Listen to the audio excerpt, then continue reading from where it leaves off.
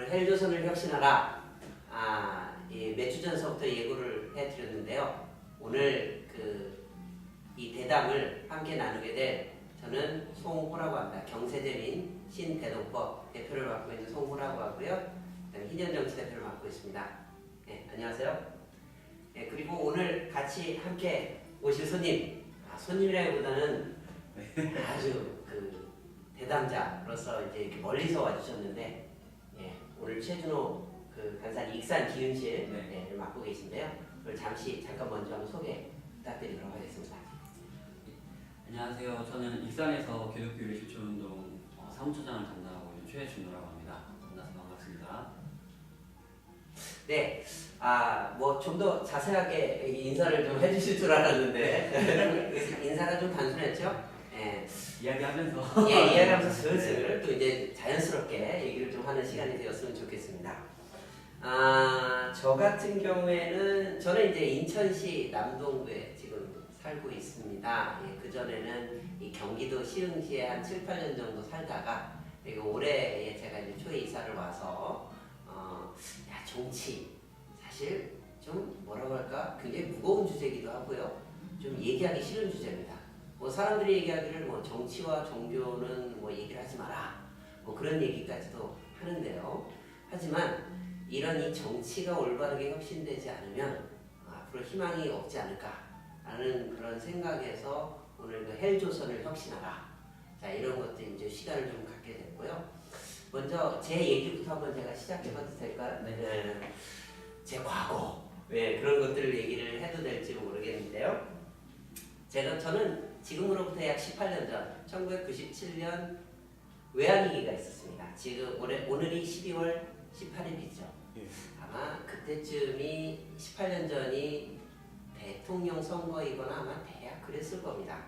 아마 19일이 대통령 선거고 아마 그 전날이었던 것 같습니다. 18년 전. 저는 그때 이제 취업에 합격을 했습니다. 당당하게 20대 1을 뚫고. 이런 걸 얘기를 해도 될지 모르겠지만 이랜드에 이제 2000이 나오는 유통부문 합격을 20대 1을 뚫고 합격을 해가지고 됐어요. 근데 IMF가 터졌습니다. 그리고 나서 한 1월 그 다음에 1월에 괜찮겠지 했는데 1월에 입사를 하기로 했는데 3월에 입사를 시켜주겠다고 약속을 했어요. 기다렸습니다. 책 읽고 기다려라. 그러더라고요. 그러고 나서 한 2월쯤 되니까 정말 미안한데 1년 있다 오세요. 그러는 겁니다.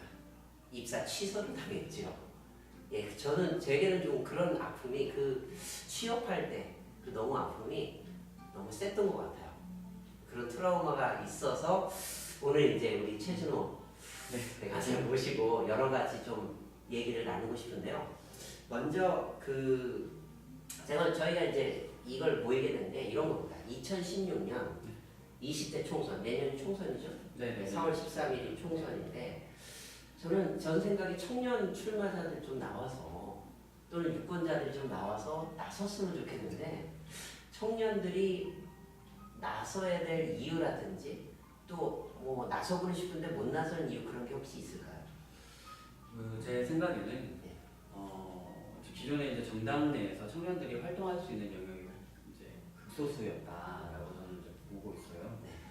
우리가 뭐 새정년이라든지 새누리당이라든지 기존에 청년들이 당원으로서 활동하고 또한 이제 뭐 청년들이 안에서 활동하지만 결국엔 그들이 이제 좀 들러리로서 역할을 많이 했고 아니면 그냥 선거 때 또 동원되는 그냥 동원 세력 정도로 그렇게 취급을 받았기 때문에 청년들이 그 안에서 이렇게 뭔가 정치적인 입장을 이렇게 표현하거나 아니면 정치적 활동을 할 수 있는 여건은 상당히 없었다고 생각이 들어요. 공간이 별로 없었다는 말씀이시죠? 그래서 뭔가 활동을 하더라도 뉴스를 보면 청년 위원회라든지 이런 지원됐던 예산이 0%였다. 0% 없었다라는 얘기가 나올 정도로 청년들에 대한 정치권에서의 시각은 단순히 하나의 고용된 사람 이 입장으로 보지 아니면 같이 함께할 사람으로서 바라보지는 않았다라고 저는 이렇게 생각을 하고 있고요. 그렇기 때문에 청년들이 그러한 판을 깨야 되는 당위성이 이번 총선에는 있다고 생각을 합니다.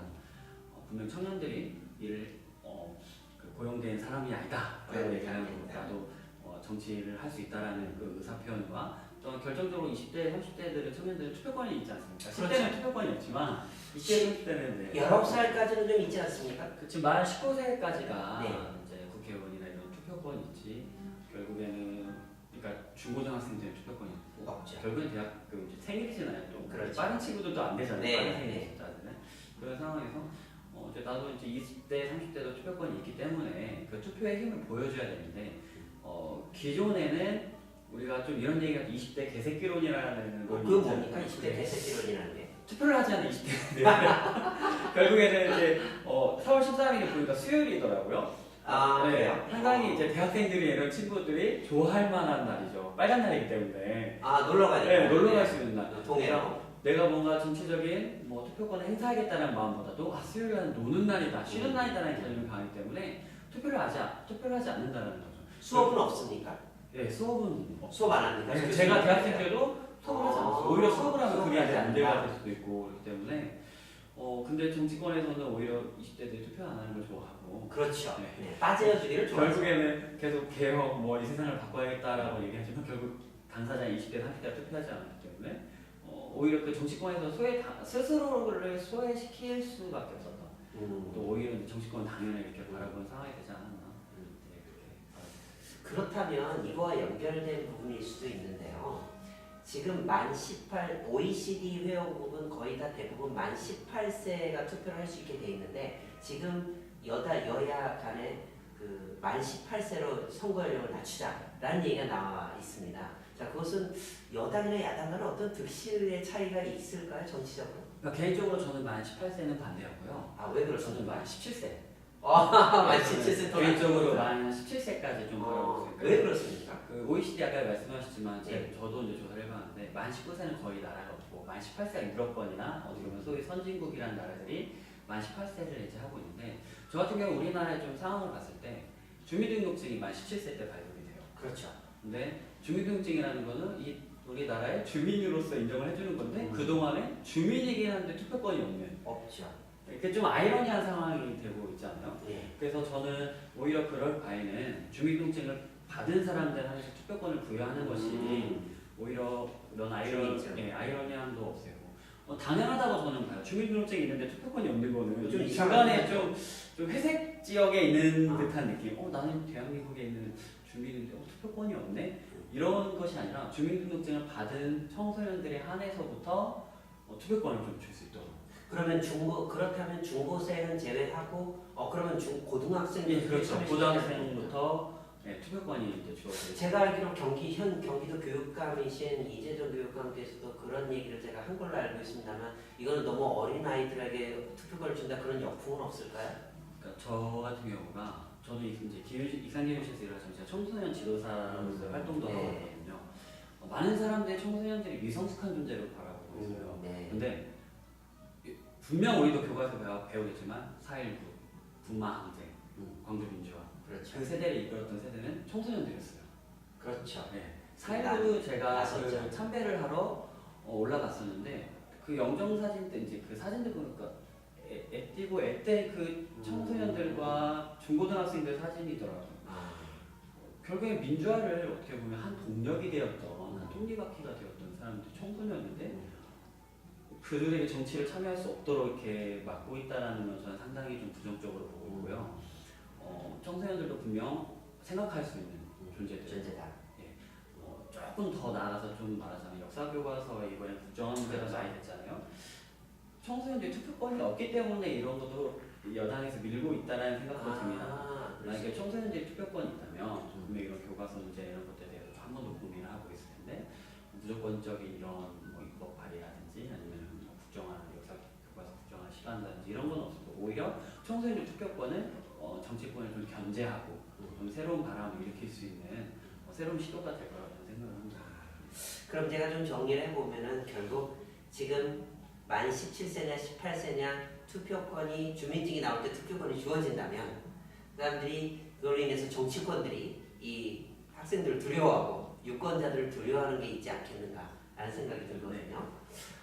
저는 만 18세가 괜찮을 거라고 생각했는데 만 17세라고 하니까 상당히 좀 파격적인 주장이긴 합니다만 4.19라든지 어떤 그런 5.18 광주와 민주화운동으로 생각해 본다면 충분히 있을 수 있는 일이라고 생각이 드네요. 다만 산업화 세대 분들께서 보시기에는 좀 불편할 수도 있겠다. 불편할 수도 있고. 라는 생각도 들기도 합니다. 아, 그렇군요. 그러면 조금 더 다른 얘기로 좀 넘어가서 이번에 이제 그 내년 총선에 대비해서 12월 15일부터 예비 후보 네. 등록이 시작이 됐죠. 자, 근데 이게 잘 정치 신인들이 선거운동을 나서야 되는데 선거구 획정 문제 때문에 굉장히 시끄럽습니다. 이런 부분에 대해서 어떻게 평가하시나요? 저는 지금 개인적인 생각으로는 분명 이번 년이 지나기 전에는 뭔가 그 조율이 될 거라 생각을 하고 있는데요. 이 선거구 확정되는 문제가 상당히 지금 예비 후보들, 그러니까 신인 정치인들에게 상당한 부담감이 될 거라 생각을 하고 있습니다. 네. 자기는 예비 후보 등록을 했는데 어느 순간 선거구 통합돼서 없어지게 사라져버리면 이런 부분들이 또 안 될 것 같고, 지금 분명 그 신인 정치인들이 올라오는 사람들 현역 정치인들과의 갭은 너무 크다고 보거든요. 현역 정치인들은 프리미엄 있는 상태에서 선거운동을 하게 되고, 맞아요. 의정 보고서도 네. 다 돌릴 수 있거든요. 네. 근데 신인 정치인들은 지금 마냥 예비 후보 등록만 해놓고 바라보고 있는 상황에서 명함도 못 돌리게 되나요 아직?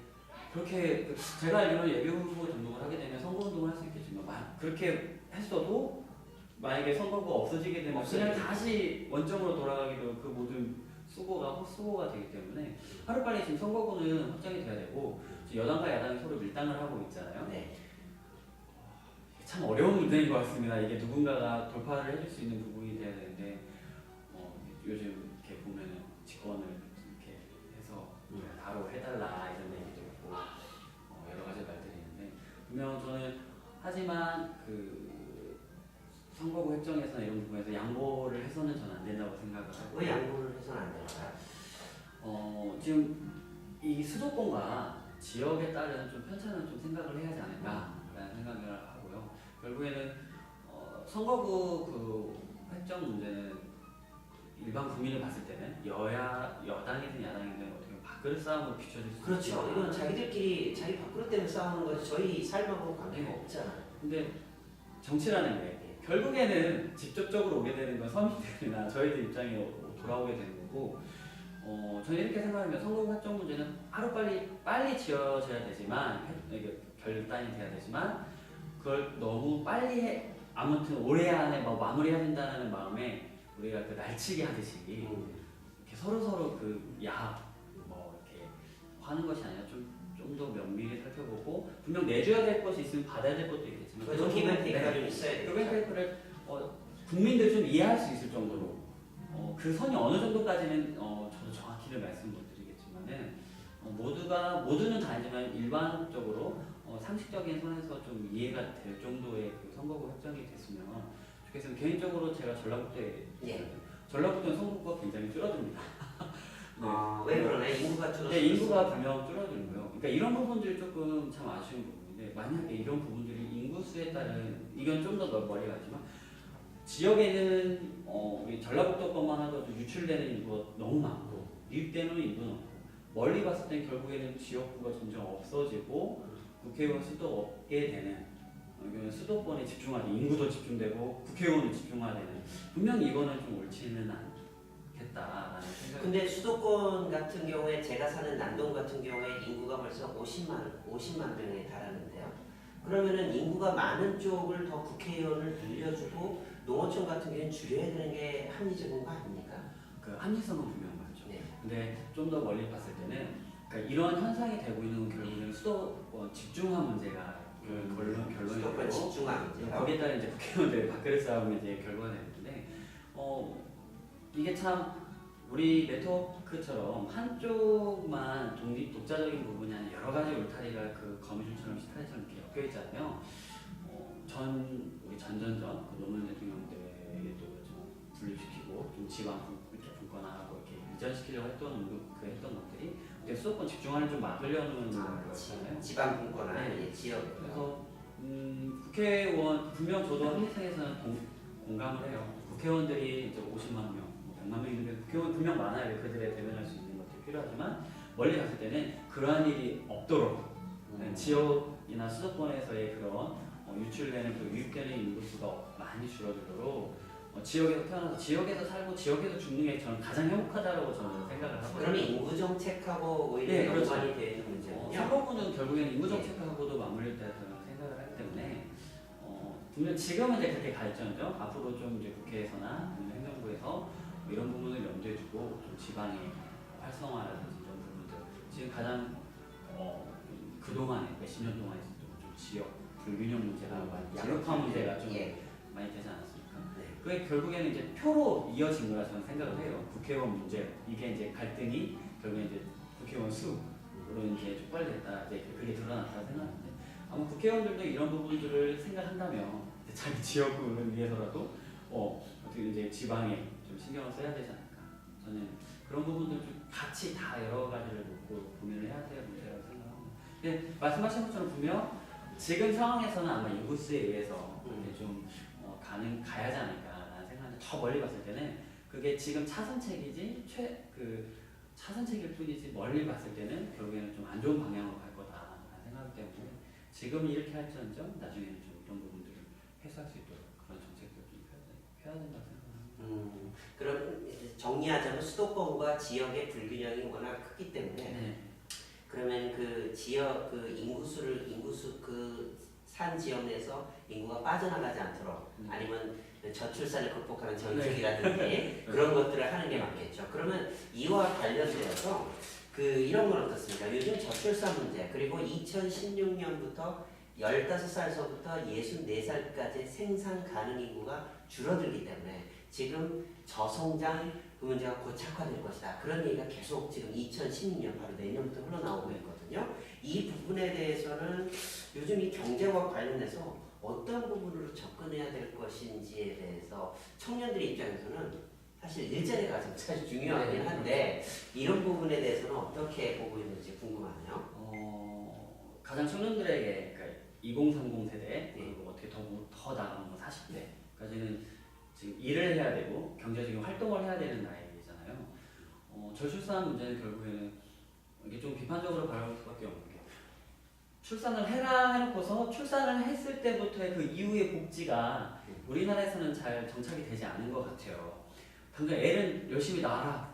우리가 지금 저출산 국가고 애를 낳아야 우리나라 경제가 돌아간다고 하는데 어느 누가 지금 이런 복지 상황에서 뭐 우리로 말하자면 지금 놀이예산 문제는 누리과정 예산이죠. 그런 부분들도 다 지금 삭감되고 정부권 같은 경우는 안 돼가지고 굉장히 좀 문제가 됐었거든요. 누리예산이 없어서 그런 부분들도 있었고 또 아이를 낳았을 때 보육할 수 있는 환경이나 이런 부분에 돼야 되는데 그러니까 그 정책을 밀고해서 뒷받침되는 정책들이 있어야 되는데 어떻게 보면 그 밑에 다지기가 안 돼 있는 상태에서 다지기라는 건 어떤 뜻이죠?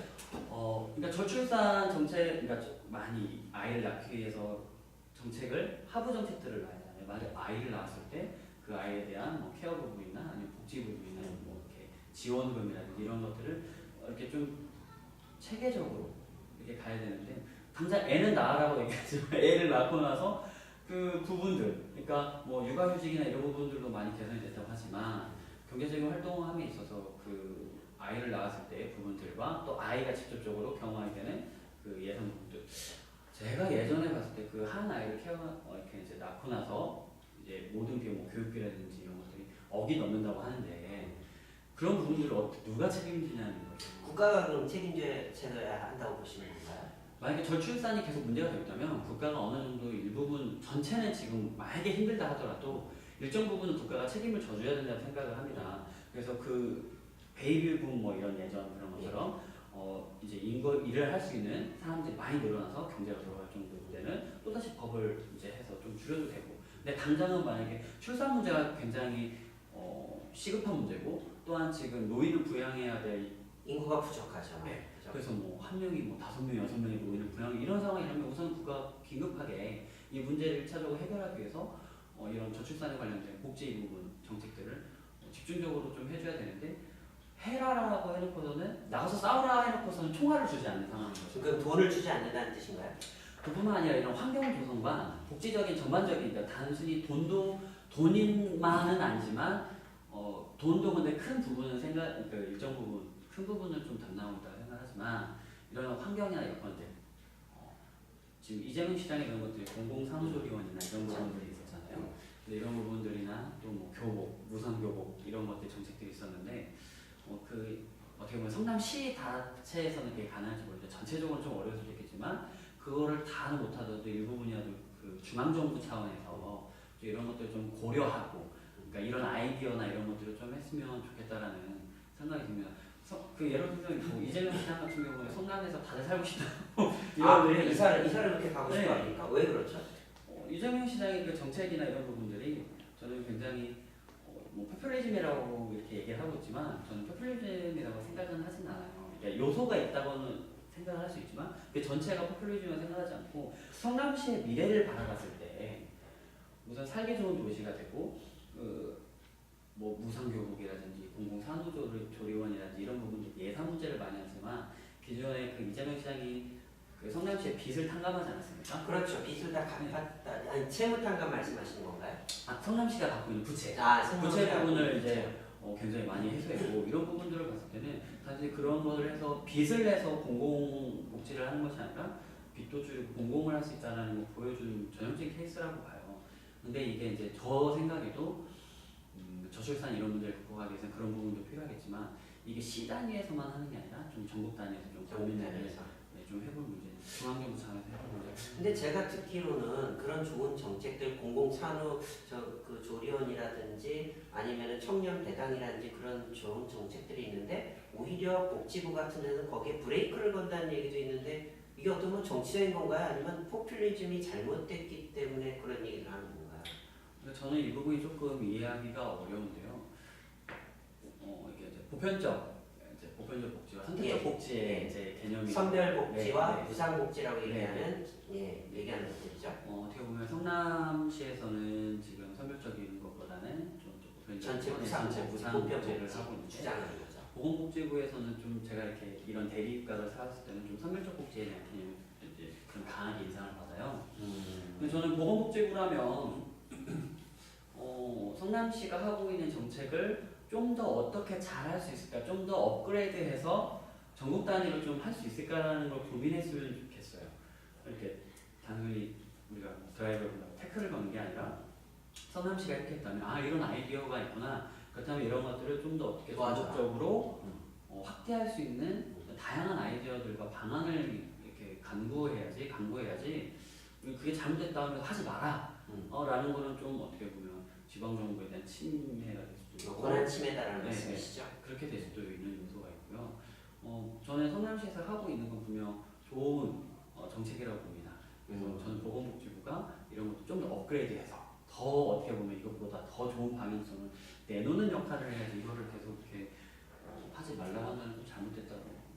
그럼 이런 정책들을 확대시킨다면 앞으로에도 청년들에게 좋다는 얘기잖아요. 지금 계속 성남시 얘기를 해서 좀 죄송하지만 네. 청년배당도 지금 계속 얘기가 나오고 네. 박원순 시장에서도 이런 서울시에서도 얘기가 나오는데 노인연금도 지금 나오지 않습니까? 기초 노령연금이죠. 20만 원짜리 주겠다. 제가 박근혜 정부의 공약이었지 않습니까? 최근에 인구 총주택 조사 예. 저희 지역에 좀 시골 익산에서 좀 변두리 지역을 제가 아는 분이 거기에 나가는데 노인분들이 그 정책을 상당히 좋아하더라고요. 이렇게 20만 원씩 받으시면 네. 농촌 같은 경우는 연세가 많으신 분들이 농에서 일하시고 밭에서 일하시고 어떻게 보면 지금 농업 경제가 상당히 무너져 있지 않습니까? 그런 가운데에서 박근혜 대통령의 그 정책이었던 20만 원 그거라도 있으니까 좀 살겠다라는 이런 말들을 하시더라고요. 어르신들이 보시더라고요. 근데 노인들만 20만 원 주고 청년들한테는 주지 않는다는 거는 조금 어떻게 보면 좀 차별적인 말이 안 된다. 네. 그럴 수도 있고 근데 좀 더 얘기하면 그럼 청소년한테 줘야 되고 40대들 줘야 되고 다 돼야 되냐? 근데 이거는 좀 멀리 가서 청년배당이 지금 가장 우리나라의 핫 이슈가 청년이지 않습니까? 그렇죠. 네.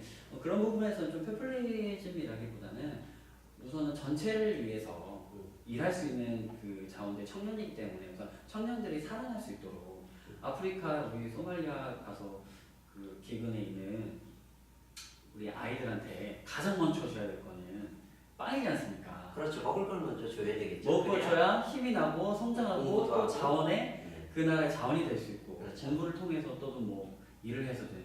어떻게 보면은 청년들이 지금 일을 할 수 있는 일꾼으로서 투자한다고 저는 생각을 투자라는 합니다. 네, 투자의 개념. 소비가 아니라 투자의 그렇죠. 개념이라는 거죠. 그 청년들이 일을 할 수 있어서 결국에는 청년 배당 이상의 일을 해낸다면 분명 그거는 소비가 아니라 투자의 개념이죠. 그래서 저는 국가가 청년들에게 투자를 해야 된다. 국가가 투자를 해야 된다. 네, 네, 정리해보자면은 아까 말씀드렸던 이 성남시에 실시되고 있는 청년 배당이라든지 이런 것들이 단순한 소비하는 것이 아니라 미래를 위한 투자 이런 개념으로 접근해야 되지 않는가 그렇게 저도 보겠고요. 저희 이번에 헬조선의 혁신하라라는 부분을 진행을 하면서 저는 세 가지 주장을 사실은 내세웠습니다. 제가 첫 번째는 주거비 생활물가를 인하하자. 그 다음에 두 번째는 전국민 지대 기본소득을 실시하자. 아마 이 기본소득이라는 개념이 청년 배당하고 상당히 좀 유사한 개념이 아닌가 하는 생각이 들고요. 또 그 세 번째로는 학자금 대출을 좀 탕감을 하자라는 주장을 좀 어떻게 보면 과격하게 보이는 주장을 내세우고 있습니다만 그 중에 두 번째에 해당하는 바로 이 지대 기본소득, 지대 그 전 국민이라고 하지만 먼저 다 실시할 수가 없다면 먼저 청년들부터 어떤 일정의 그 예산에 따라서 지급을 하면 좋지 않을까라는 생각이고요. 저 같은 경우에는 특히 문제는 포퓰리즘이라고 공격하는 사람들의 가장 중요한 게 재원 아닙니까? 그렇다면 이 기본소득을 주건 아니면 청년 배당을 주건 성남시 같은 경우는 그런 재원이 충분하다는 얘기인데요. 빚을 갚으면서 그러면은 앞으로도 이 우리나라의 340조나 40조 50조나 되는 이 재정화에서 그게 가능하다고 보시는 겁니까? 저는 이렇게 생각합니다. 성남시가 재원이 많아서 원래 있었던 재원이 많아서가 아니라 그 우리가 이제 속된 말로 쓰지 않아도 되는 곳에 돈이 많이 갔었던 경우들. 쓰지 않아도 되는 거 낭비인가요? 네, 낭비되는 부분들을 틀어막았기 때문에 그런 부분들을 차단하고 좀 잘못된 방향으로 돈이 쓰이고 있었던 예산이나 이런 것들이 투자되고 있었던 거를 하지 않았기 때문에 이런 어떻게 보면 이제 부채를 해결하고 이런 청년이나 이런 무상에 관한 것들이 가능하다고 생각을 했고요. 우리나라 같은 경우도 전체적인 예산을 봤을 때 뉴스나 이런 것들 보면은 정작 쓰지 않아도 되는 곳에 돈을 굉장히 무리하게 쓰는 정책들이 많이 있죠. 예를 들면 어떤 게 있습니까? 그 무리하게 쓰는 정책들이랑 돈을 낭비하는 거죠. 저의 개인적인 생각으로는 조금 이게 민감할 수 있지만 네. 4대강 문제라든지 4대강 22조 원 쓰는 거. 그 돈은 엄청난 돈이잖아요. 그 돈이 들어갔고 또한 국방위에서라든지 개혁될 부분들이 되게 많죠. 이런 부분들에서 쓰지 않아야 될 부분들 그리고 조금 써야 되는 부분들. 저는 그리스를 얘기를 하고 싶어요. 네. 그리스가 결국 포퓰리즘에 의해서 망한 게 아니라 부정부패와 비리와 이런 부분들 그리고 모든 사람들 공무원의 이런 다수를 차지하고 있는 부분들. 그리스가 그래도 공무원이 많아서 그렇게 된 거거든요. 공무원은 공무원이지만 그 안에 부정부패가 너무 이제 부정부패도 너무 만연해 있었던 상황이기 때문에 결국엔 세금을 내지만 그 세금이 올바른 거에 쓰이지 않고 너무나 많이 축적된 뒷돈으로 들어가게 되는 것들이 많아서 그리스가 저는 포퓰리즘이라고 공격하는 사람들에서는 그리스를 많이 얘기하는데 저는 그리스가 포퓰리즘으로 망했다고 생각하지 않고 어떤 그 부패 부패나 이런 사회 현상 그렇죠. 부패적인 이런 횡령이 이런 것들 때문에 저는 결국에는 이게 많이 망했다. 결국에 망할 수밖에 없었다 이렇게 본 거예요. 우리나라가 이제 그러한 길을 걸어가지 않으는 법은 없기 때문에 저는 저희들 우리나라 예산으로 충분히 가능하다고 생각을 하고요. 대신에 지금 상황에서 하기에는 무리가 있다고 봅니다. 그래서 아까 말씀드렸지만 그런 잘못 쓰이고 있는 돈들. 네. 그러니까 그냥 어떻게 오히려 저는 4대강의 경우에 포퓰리즘적인 보여주기식이나 이런 대중의 정서를 얻기 위해서 그런 것 때문에 그런 부분들을 오히려 안 해야 될 사업들은 막고 안 하고 조금 돈이 그러니까 1조가 들어갈 거 5조, 6조를 넣는 것이 아니라 1조 들어갈 건 딱 1조만 넣고 안 해도 될 돈에 21조를 투여를 안 하면 그런 예산들을 그러니까 우리가 재정들을 잘 관리한다면 충분히 다른 아까 전에 말씀드린 청년 배당이라든지 기본소득세라든지 이런 부분을 충분히 이뤄낼 수 있다고 생각을 합니다. 그러니까 우리나라 문제는 돈을 잘 쓰지 못한다. 돈을 잘 쓰지 못한다.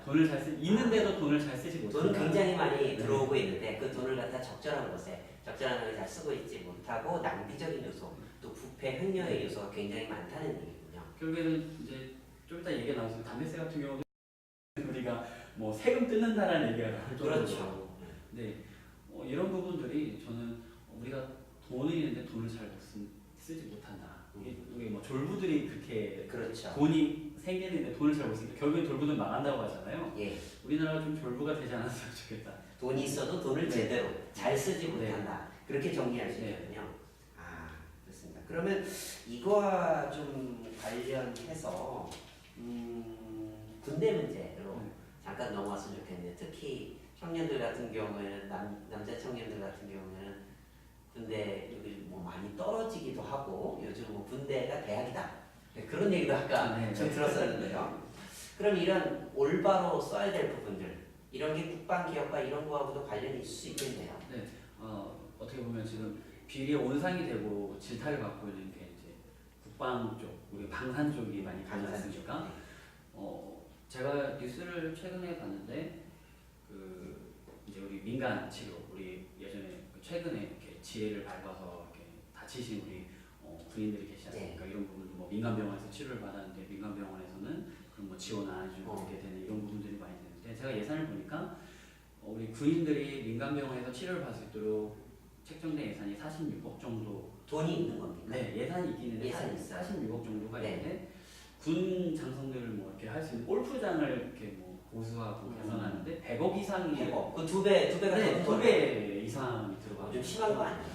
이 뉴스를 보면서 제가 가장 개혁된 건 국방이다. 국방이다. 네, 이런 부분에 대해서 그러니까 아까 제가 뭐 배당 문제 좀 이런 부분 골프장을 100억 이상 뭐 해서 바꿀 이유가 저는 없다고 생각을 합니다. 그런 거는 어떻게 보면 복지 차원의 얘기 아닙니까? 장성들. 그래서 저는 더 멀리 가서는 이 지금 아까 이제 청년 군대 문제를 얘기하셨지만 이런 방산비리나 이런 것들로 인해서 국방개혁에서 계속 투여되는 부분들 그리고 청년들이 군대를 갔을 때 결국에는 이게 좀 그러지만 남자들 이제 군대 저도 이제 육군병장 제대를 했지만 병장 제대. 네, 저도 마찬가지. 네, 저도 군대를 갔다 왔지만 남자들이 대부분 군대에 가서 네. 생각드는 게 난 여기 서브로 갔다. 그렇죠. 갔다 오면 머리가 하얘진다. 다시 시작이다. 예. 그래서 저도 그렇지만 많은 친구들 군대 가기 전까지는 열심히 놀았습니다. 네, 그러니까 군대라는 시간을 어떻게 보면 자기 개발의 시간으로 보기보다는 그냥 날리는 시간. 나는 써고 있는 시간 뭐 이런 정도. 그렇게 그냥 해야 되니까 하는 예.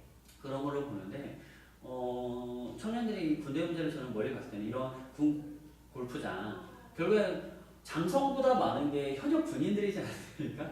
대학생 청년들 네, 훨씬 60만이나 되는. 그 사람들을 위한 복지가 더 많아야 되는데. 많아야 되는데. 그런 부분들은 뭐 골프장을 짓는데 뭐 보수하는 100억이 들어가고 우리 현역 군인들이 다쳐서 민간 치료를 받는데 46억이라는 건 정말 타당치 않고요. 그렇기 때문에 저는 멀리 가서는 우리 청년들이 군대에 가서도 어떻게 보면 그 직업적인 마인드를 가져야 된다고 생각을 합니다. 예, 직업 군인의 마인드를 말씀하시는 네. 거죠? 그렇죠. 그래서 앞으로 제가 생각하는 국방은 이렇게 모병제요. 네. 그럼 일본처럼 미국처럼 그렇게 될 수도 있다는 얘기네요. 네, 그렇죠. 그러니까 지금 당장 모병제를 바꾼다 했을 때는 상당한 좀 충격이 있을 것 같아요. 안보에 문제가 있는 거 아닙니까? 그런 정도는?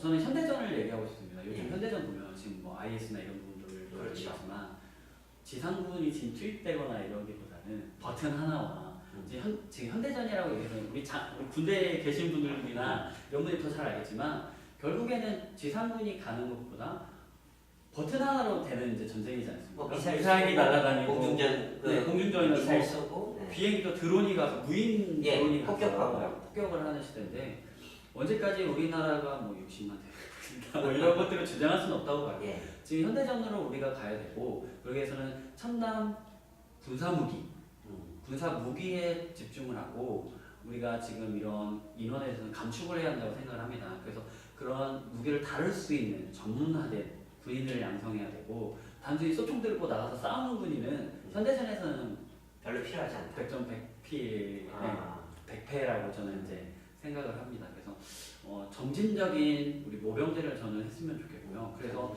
오히려 그게 우리가 말하는 창조경인데 청년 일자리에 일자리요? 그래서 그 군인들이 뭐 40대 분들 군인을 지원할 건 아니니까 그렇죠. 20대, 30대 뭐 어떻게 보면 대부분 주 인원이 20대가 되겠지만 모병제를 실시했을 때 그 지역 군인들이 20대 청년들이 일자리를 갖게 되고 그런 또 어떻게 보면 충분한 대우를 해줄 수 있고 예산이나 이런 부분들에서 그리고 또 군 복지, 현역 군인에 대한 복지도 수준이 굉장히 올라갈 거라 저는 생각합니다. 예산을 우리나라가 그런 부분 아까 방산비례지만 그런 방산비례로 갈 거를 잘 막은다면 저는 충분히 점진적인 모병제, 그러니까 완전 모병제를 가기 위해서 우리가 점진적인 모병제를 실시하고 그랬을 때 그 모병제를 들어온 어떻게 보면 이제 그런 청년들에게도 온전한 급여 이제 활동할 수 월급 있는 제대로 주고, 네. 예, 월급 제대로 주고, 방산비리는 차단하고, 그래서 첨단 무기를 바꾸고, 좀 더 이렇게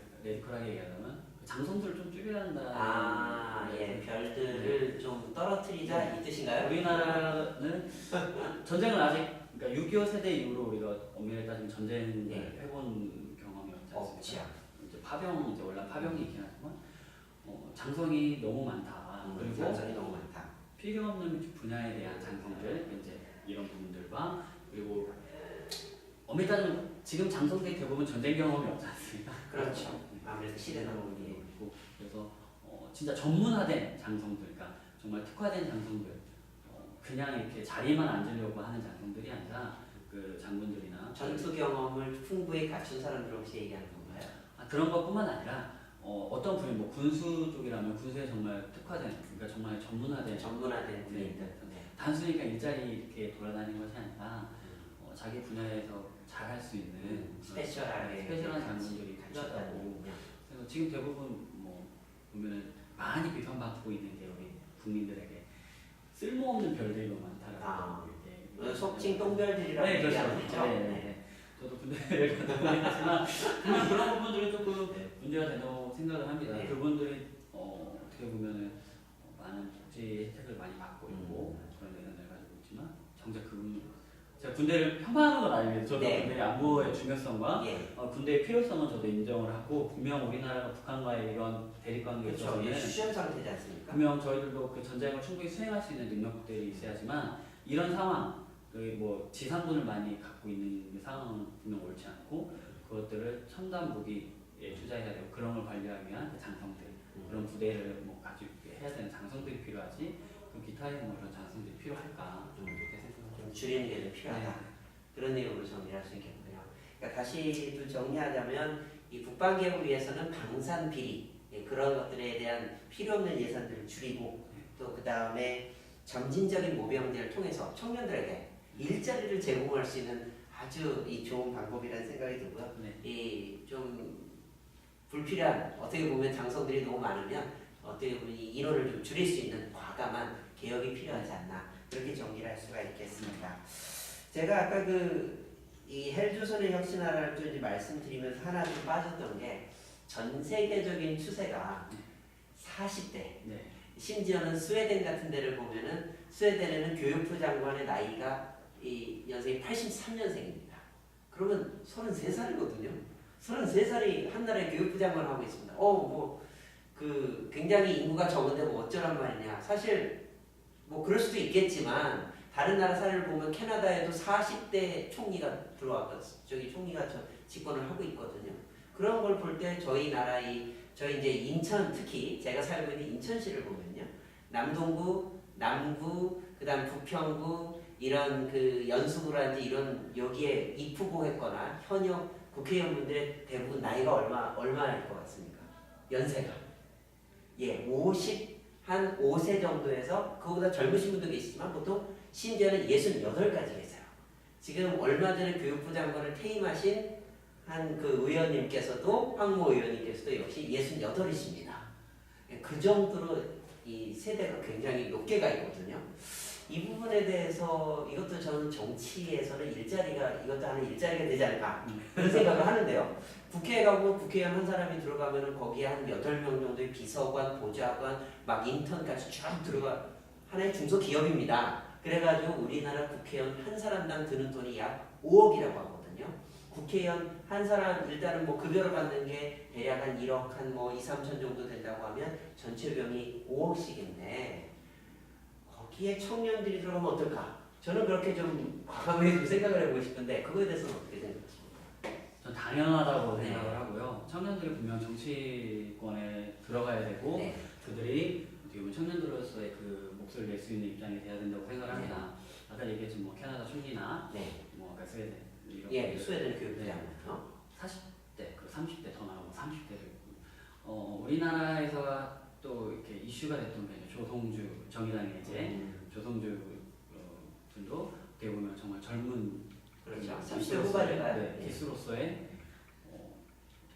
이슈, 큰 이슈 이제 뭐 저는 그분의 글을 보면서 이제 출마 이렇게 자기 이제 대표 이런 것들 글을 보면서 굉장히 저는 쇼크를 받고 아 이런 분들이 있구나.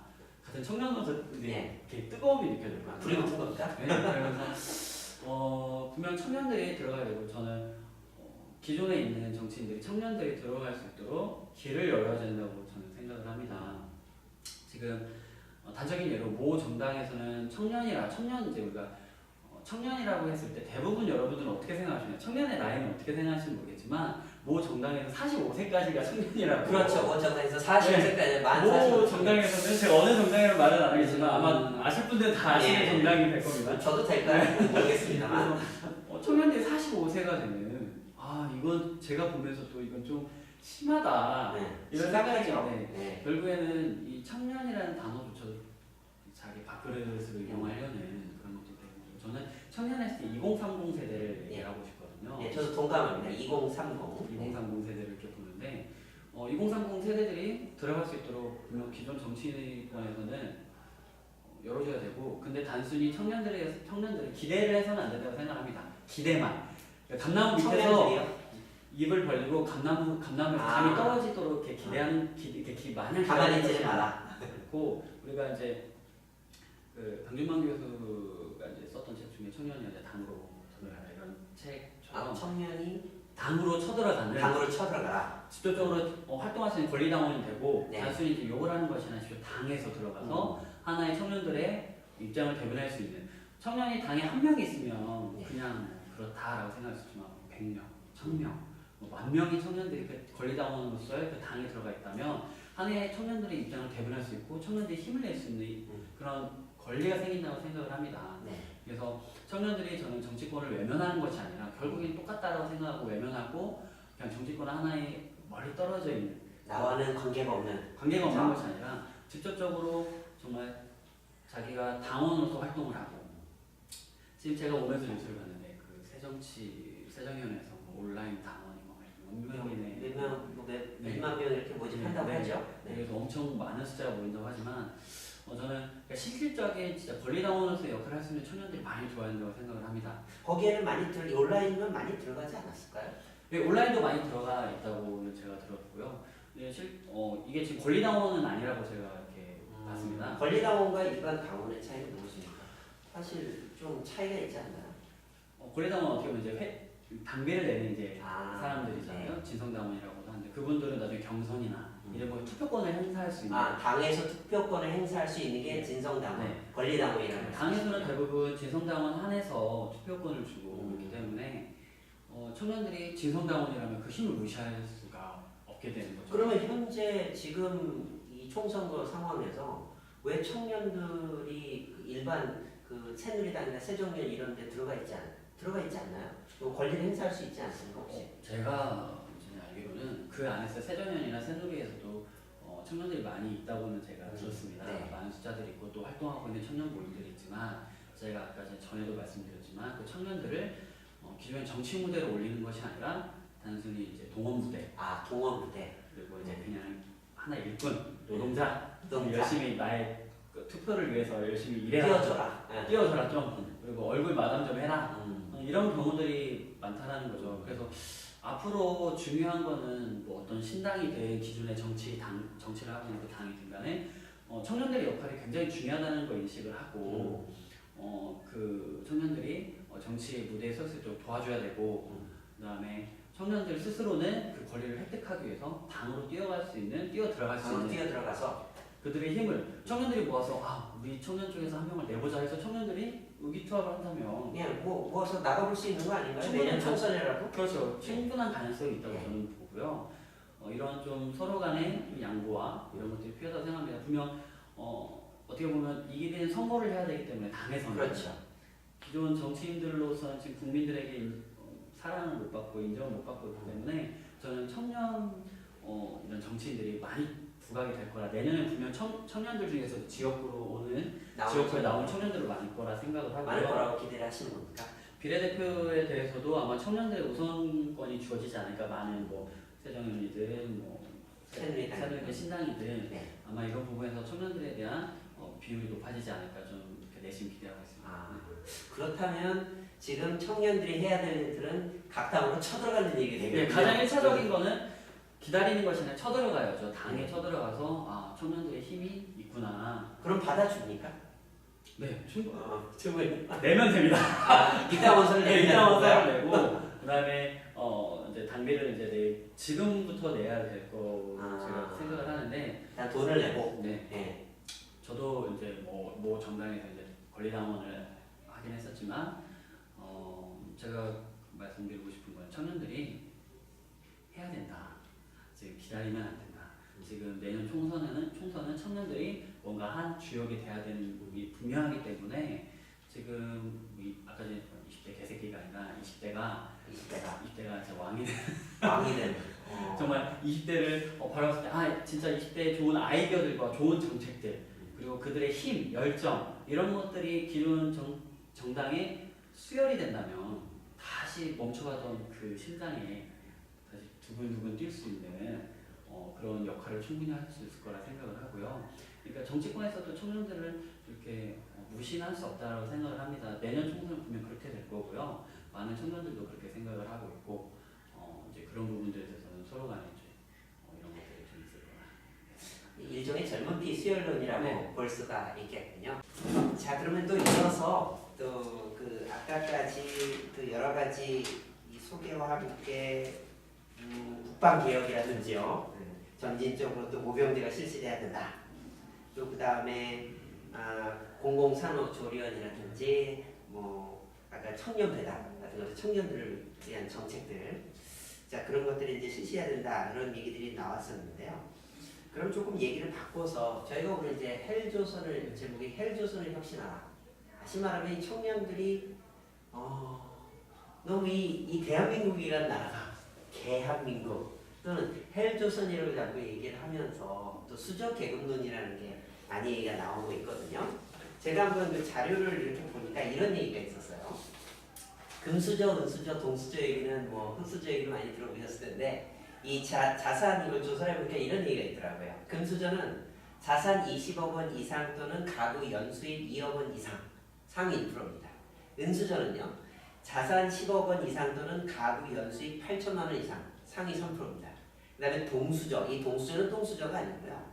구리수저를 말씀을 드리는 겁니다. 자, 자산 5억 원 이상 상당하죠. 가구 연수입 5,500만 원 이상 상위 7.5%. 10% 안에 드는 게 금수저, 은수저, 동수저. 수능으로 얘기하면은 이게 한 2등급까지 보통 2등급까지 가는 건데요. 그 다음에 이제 흑수저라는 게 있습니다. 이 흑수저 SNS에서 이게 흑수저가 또 노수저도 있고 플라스틱 수저가 있다고 그러네요. 네, 근데 이제 노수저는요, 노수저 그 자산 1억 원, 플라스틱 수저는 5천만 원 이상. 그 다음에 마지막 흑수저가 자산 5천만 원이 안 되고 그 다음에 연수입 2천만 원 이하입니다. 제가 알기로 우리나라의 근로자의 70%가 월 300만 원 급여가 안 된다고 들었거든요.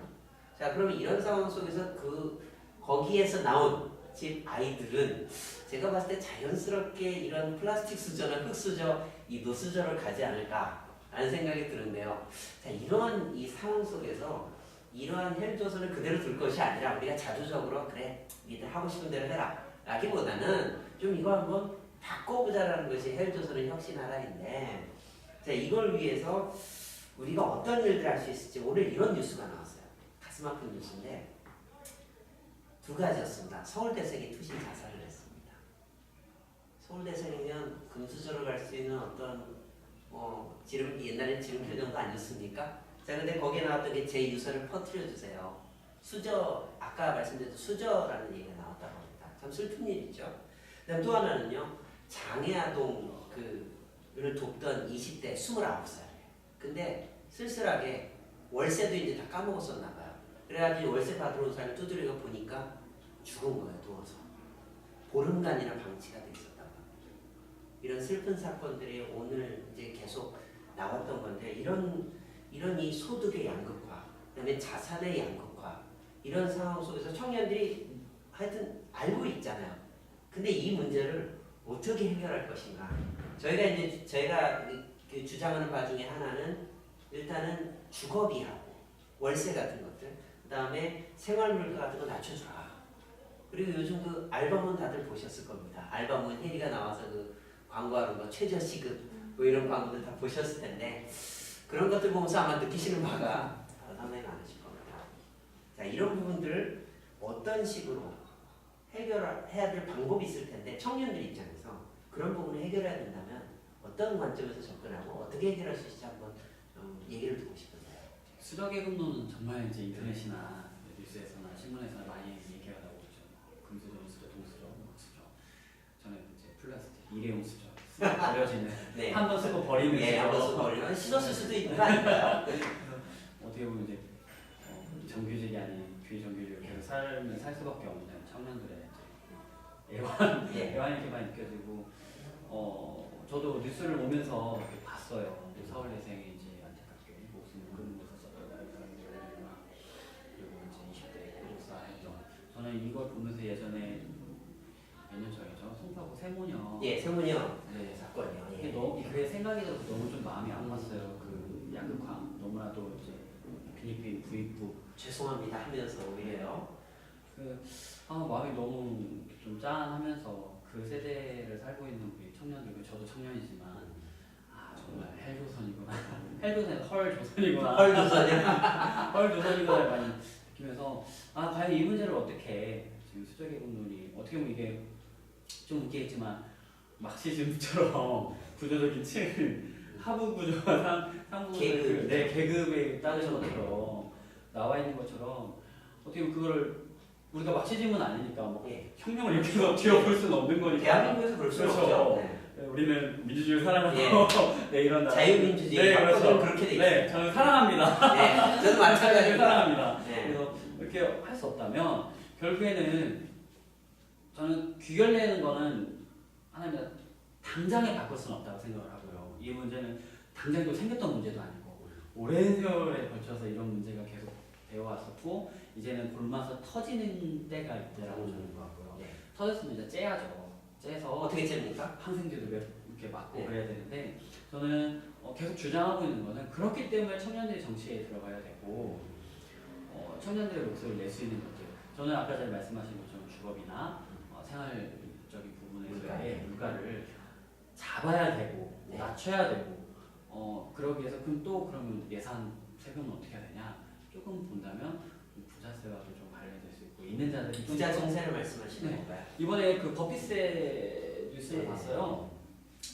미국이나 이런 분들은 오히려 부자들이 내가 더 세금을 내야지 왜 세금을 이렇게 안 내게 하냐 오히려 그래서 워렌 버핏이 이런 분들이 주장했던 오히려 부자들은 더 세금 많이 내야 된다. 근데 이게 우리나라에 오늘 적용이 안 되는 상황이잖아요. 그렇죠. 네. 선진국 사례를 꼭 적용을 안 하죠. 네. 하고 싶은 대로. 좋은 것만 이제 자기들이 원하는 것만 선진국 이렇게 오고 적용하고. 하는데 분명 저는 아까 기본소득세 부분 이렇게 얘기하셨죠. 기본소득.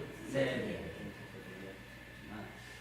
없는 사람들에게는 어느 정도 이제 이거는 좀 보편적이보다 선택적이겠지만 없는 사람들에게는 조금 내고 없는 사람들 조금 내고 돈이 많은 사람들 자산이 많은 사람 좀 더 많이 낼 수 있는 이런 구조가 원래는 이제 그렇게 돼야 되는데 저는 그렇게 생각하는데 지금 그런 게 좀 잘 안 되고 있고 누진 세대가 좀 제대로 돼야 된다. 그러면 이것은 바로 우리 청년들이 너무나 가고 싶어하는 이민 가고 싶어하는 북유럽에 있는 노르웨이라든지 네. 핀란드라든지 스웨덴 같은 그런 형태 아닌가요? 요즘에 시대에 안 맞지 않습니까? 저는 이렇게 생각을 합니다. 결국에는 좀 멀리 봤을 때 제가 이제 경상계열은 아니지만 요 단의 투자로서의 회사를 운영하고 이끌어가는 사람들은 분명 좋은 일꾼들이나 좋은 노동력이 들어와야 되는데 청년들이 우선 헐하고 헬하고 나가고 있고 유출되고 있고 그렇죠. 그리고 들어와서 자기의 역량을 발휘하지 못한다면 오히려 멀리 봤을 때는 그게 전체 우리나라의 사회 구조에 따라서는 마이너스 성장을 할 수밖에 없는 구조라고 저는 생각을 하고요. 아까 제가 이제 소말리아 비유를 했지만 우선 먹여서 살려야 하지 않을까. 힘을 낼 수 있는 정도까지는 도와야 하지 않을까. 더 많이 해서 뭐 일자리까지 소말리아 친구한테 이런 거는 못하더라도 우선 기력을 찾을 수 있는 정도까지 우리가 기력을 찾을 수 있게. 해주듯이 우리 청년들이나 우리 어떻게 보면 인력을 할 수 있는 그 노동을 할 수 있는 우리 청년들에게는 우리가 할 수 있도록 하는 그런 여건까지만이라도 최소한의 어떤 돈이라든지 지급할 수 있는 돈, 교육 이런 것까지 다 포함하는 거겠네요. 네, 그래서 교육이라든지 그리고 아까 전에 뭐 주거비 그리고 생활 관련된 그런 비용들에 대해서 좀 낮춰줄 수 있으면 좋겠다. 그러면 항상 말하는 게 아까 세금 문제 이런 것들은 저는 충분히 다른 쪽에서 이렇게 보충할 수 있다고 저는 생각을 하거든요. 그리고 아까 전에 알바 얘기 이렇게 예. 저는 그게 참 안타까웠습니다. 어떻게 연예인 알바는 헬이요. 비하는 건 아니지만 비하는 건 저도 헬이 좋아합니다. 진짜 헬이 좋아하는데 네, 전 좋아요. 알바를 할 수 있도록 해주는 그런 회사에서 우리 올해 혹시 알바비가 그러니까 1일 그 1시간 시급이 얼마인지 아십니까? 5,580원입니다. 그거를 아무도 얘기하지 않을 때 오히려 알바몬에서 일하는 곳에서 얘기를 해서 오히려 더 이런 것들이 대중화되게 되고 이슈화 되게 되고 이런 것들이 참 저는 정치권에서 먼저 이런 얘기를 것들을 했어야 얘기를 되는 하고 시급에 대한 이런 복지 부분에 대한 것들을 먼저 이슈를 하고 이랬어야 되는데 연예인 한 명의 힘은 참 큰 것 같습니다. 그렇죠. 네. 그래서 막수돌이라고도 얘기를 하더라고요. 보니까. 그래서 내년 시급은 얼마 오르지 않았습니다. 6,030원인가요? 6,050원인가요? 6,030원입니다. 네, 6,030원이죠. 밥 한 끼, 한 시간 내면 밥 한 끼를 먹을 수 있게 되는 그런 상황이 되는데요. 저는 이렇게 생각합니다. 청년들 다른 모 당에서도 뭐 청년들 10,000원, 시급 10,000원을 하자 이런 것도 정책들을 많이 내고 있지만 저는 2,3만을 가지고는 안 된다고 저는 생각을 해요. 그래서 시급 10,000원제에 대해서는 약간 부정적입니다. 아, 왜 그렇습니까?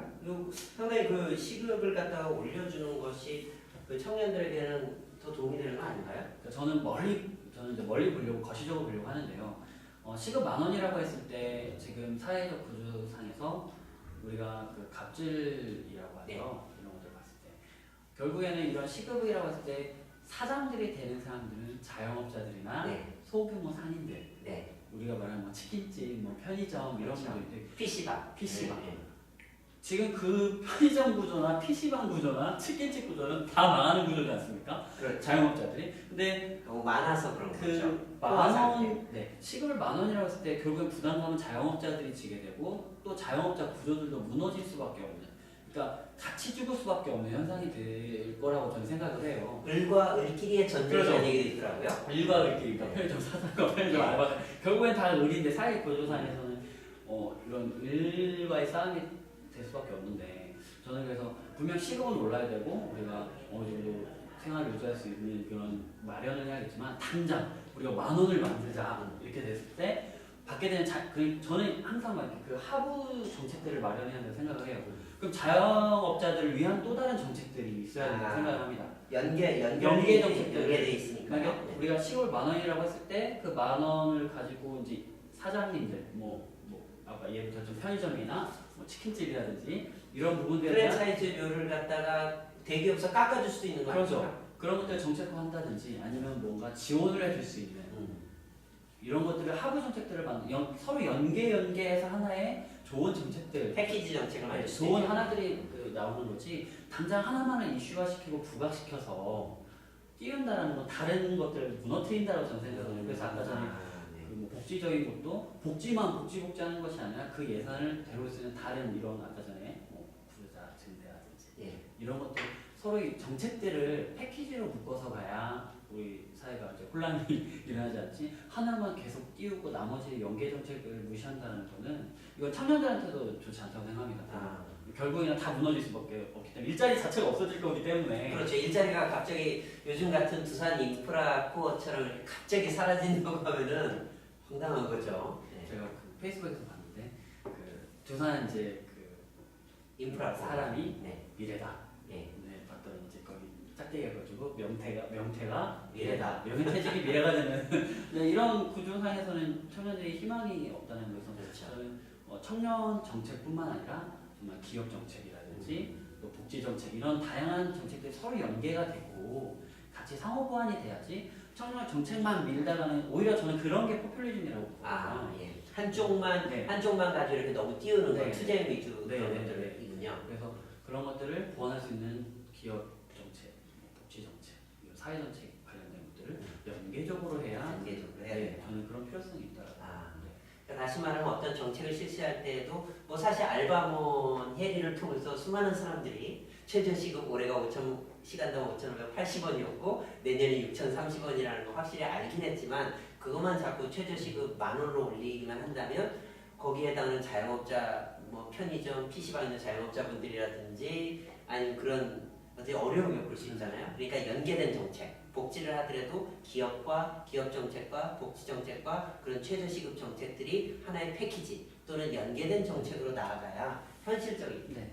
이렇게 얘기할 수 네, 있겠네요. 아, 참 그렇게 봤을 때에 참 많은 사람들이 그런 걸 이제 동의를 할 수가 있겠네요.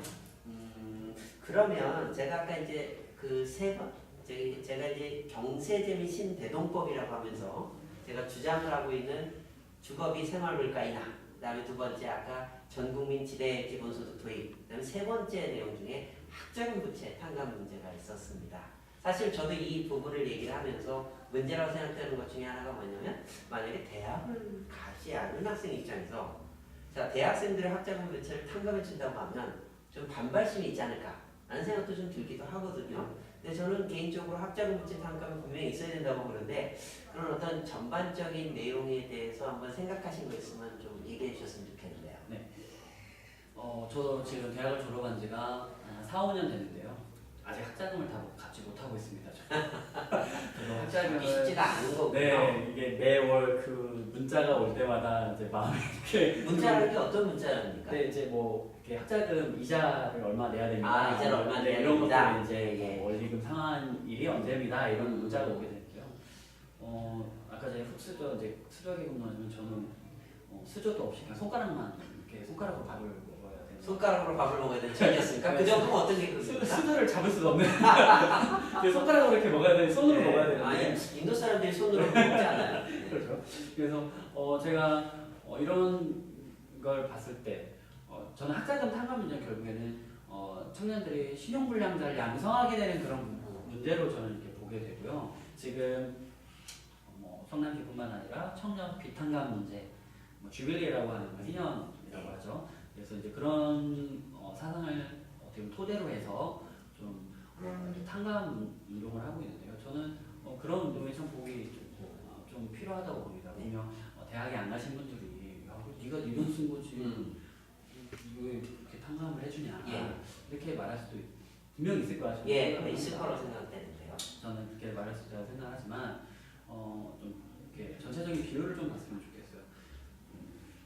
멀리 봤을 때는 청년들이 대학에 가는 이제 인구수들과 그리고 참 이게 좀 민감한 문제이긴 한 것 같아요. 예전에는 대학이라고 하면은 정말 공부 열심히 하는 사람들이 정말 오래전에 했는데 요즘은 대학은 뭐 누구나 다 갈 수 있는 대부분이 다 가는 대부분이 다 갈 수 있고 정말 이제 칼리지 전문 대학도 있고 이제 4년제 대학도 여러 가지 대학도 있고 다 공부를 하고 있지 않습니까? 그런 청년들 그러니까 이게 조금 민감할 수도 있고 여지를 가질 수 있지만 다수의 대학생들이 그런 어려움을 갖고 있다라면 그런 문제에 대해서 좀 해결해 줘야 되는 거는 좀 필요하다고 보고요. 그렇다고 해서 대학을 안 가는 청년들, 안 간 청년들이라고 보기에는 저는 이렇게 생각합니다. 예비 대학생이다. 그 사람들도 우리가 반대로 좀 좀 웃기겠지만 나 장애인 아닌데 장애인 왜 복지를 해줘야 돼? 우리 근데 예비 장애인이라고 하잖아요. 그렇죠. 언제든지 내가 장애인이 될 수 있고 이런 복지가 어떻게 당연시 되고 있는데 우리 대학을 안 가는 청년들에게도 나도 언젠간 대학생이 될 수 있고 더 멀리 봐서는 내 자녀가 그렇게 될 수도 있는 문제라고 저는 충분히 생각하고 있고 어떻게 보면 학자 문제, 대학 문제하고도 같이 연결되어 있는 그렇죠. 때문에 평생 교육으로서 대학이라면 그런 게 연결될 수 있겠군요. 이렇게 그래서 학자금 문제는 근데 모두가 다 탕감돼야 한다고 저는 생각하지 않고요. 그렇다면 정말 속된 말로 북한식 이해가 될 것 같고, 다만 제가 알기로는 이런 채무 상환을 할 때 탕감해줄 때 교육을 받고 또 이런 자리 의지가 있는 이런 어떻게 보면 엄밀한 그 심사와 이런 게 약간 좀 선별적인 네, 선별적인 것들이 있잖아요. 그래서 정말 이 사람은 이 돈을 갚을 여력이 없다. 진짜 열심히 일해도 돈을 갚을 수가 없다. 이런 분들이 분명 계실 거고, 그렇죠. 열심히 일을 하면 이 사람은 어느 정도만 좀 도와주면 다 탕감할 수 있겠다라는 분들이 있을 텐데, 이런 부분에서 좀 선별적인 좀 이렇게 탕감이 필요하다고 저는 생각을 합니다. 그러면 다른 질문인데요. 예를 들어서 일자리가 있을 때, 예를 들어서 이제 대학을 졸업을 했습니다. 졸업을 해서 일자리를 이제 구직을 하는 학생들이 있을 거고요. 그 다음에 또 하나는 구직을 당장은 하진 않고 나는 지금 공부를 하고 있기 때문에, 예를 들면 공무원 시험을 준비하기 위해서 공무원 시험을 준비하고 있는데, 그런 경우라면 좀 처지가 좀 다르지 않을까요? 일을 하고 있는 예, 청년들과 그 일을 하고 어차피 이제 그 뭐 대기업을 가기 위해서 준비하는 사람도 있을 거고, 아니면은 공무원을 그 준비를 위해서 준비하는 사람들이 있을 텐데, 그런 사람들에게까지 그 탕감을 할 수는 없지 않습니까? 근데 일단 수입이 없잖아요. 공부를 하고 있으면. 그런 경우는 어떻게 되는 겁니까? 그러니까 저는 지금 그러니까 장학재단이나 이런 것들은 한국장학재단. 한국장학재단 하고 있는데 국가장학금을 통해서 지원을 하고 있고, 또 다른 하나 든든 학자금이라고 해서 예. 취업부 상환이라고 얘기를 하죠. 예, 그렇죠. 네, 취업부 상환을 지금 제도를 운영을 하고 있는데, 그 든든 학자금 전에는 다 학자금으로 해서 이제 일정 시간이 지나면 이제 빌렸던 돈을 갚아야 되는 상황이 되었죠. 지금은 아마 대부분 제가 졸업한 지가 저도 이제 대학을 2번 갔기 때문에 든든 학자금도 있고 일반 학자금도 같이 있습니다.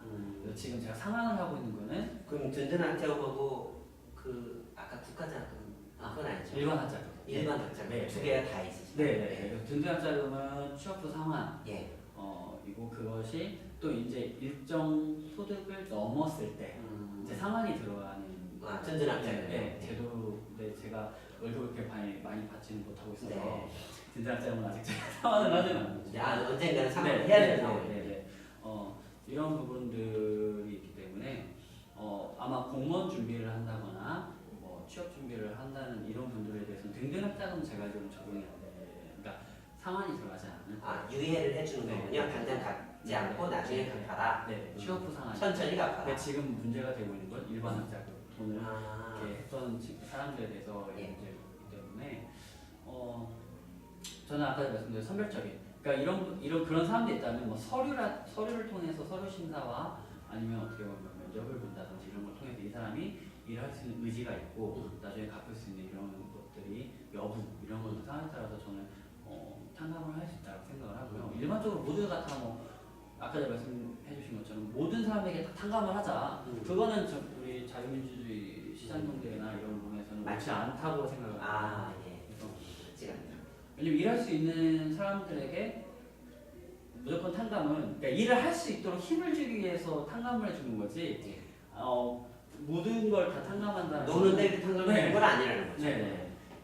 그래서 뭐 공무원이든 뭐 대기업이든 만약에 그렇게 된다고 또 자기가 일을 하고 공부를 하고 있다는 걸 보고 어느 정도까지 좀 유예를 해줄 수도 있는 부분을 해서 모두가 다 공무원의 목숨을 걸고 있는 세상이긴 그렇죠. 지금 공무원 네. 와 많죠. 그러긴 하지만 그러니까 결국에는 뭐 이것도 사회구조적인 문제가 있고 얘기를 할 수밖에 없긴 하지만 이런 부분에 대해서 조금 여유와 좀 유연성이 좀 있어야 하지 않을까 저는 생각을 해서 저도 좀 열심히 갖고는 있습니다. 저도 뭐 채무자이기 때문에 쉽지 않은 거고요. 네, 근데 만약에 그런 어느 정도의 일반 학자는 그런 게 탕감이 있다면 그 신뢰된 질문인지 모르겠지만 어떨 거라고 생각하십니까?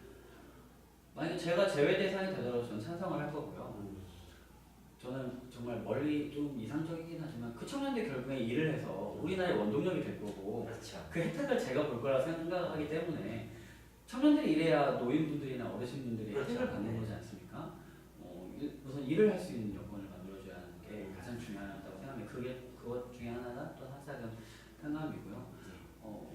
또 하나는 학자금을 더 나아가서 이제 반값 등록금이라든지 이런 문제가 되게 등록금을 네. 인하하는 걸 말씀하시는 거죠. 저는 오히려 등록금을 인하하는 정책을 폐하지 않을까. 학자금을 이렇게 해주는 것보다 결국에 학자금 대출이라는 거는 그러니까 대출자라는 개념이 그렇죠. 빚지는 거죠. 빚을 지고 예. 그거가 대상자가 국가일 뿐이지 결국에는 내가 빚쟁이고 그걸 못 갚았을 때 신용불량자가 되는 경우이기 때문에 저는 오히려 학자금이라는 게 결국에 등록금과 관련되기 때문에 저는 등록금을 줄이는 걸로 등록금 인하가겠죠. 네, 저는 충분히 가능하다고 생각하는 게 아마 여러분들이 좀 대학에 대학생들 있다면 그 대학교의 자산 보유액을 보시면 됩니다.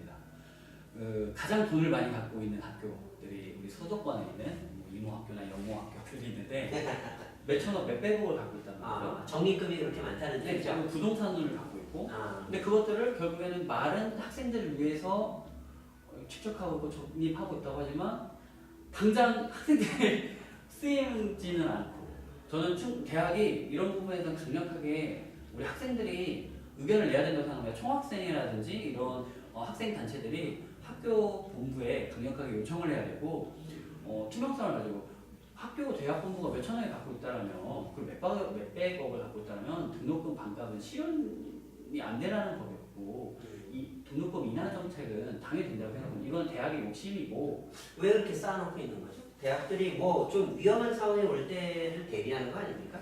기업들도 그렇게 하지 않습니까? 기업들도 나중에 그걸 대비하기 위해서 그 적립을 해놓고는 하는데요. 저는 이렇게 생각합니다. 대학이 기업이 돼서는 안 되고 대학이라는 말 자체가 큰데 배우라는 큰 학문을 배우는 것이 대학인데 그거에서 장사를 한다는 거는 저는 조금 말이 맞지 않는다. 장사하는 것이 아니다. 네. 그래서 뭐 이제 속된 말로 조금 이제 자국한 말이면 돈놀이를 하는 대학들이 꽤 많지 않습니까? 그렇죠. 부동산에 투자하고 주식 투자를 한다거나 결국엔 대학생들이 재정이사로 저도 재정이사 노릇을 좀 많이 했는데요.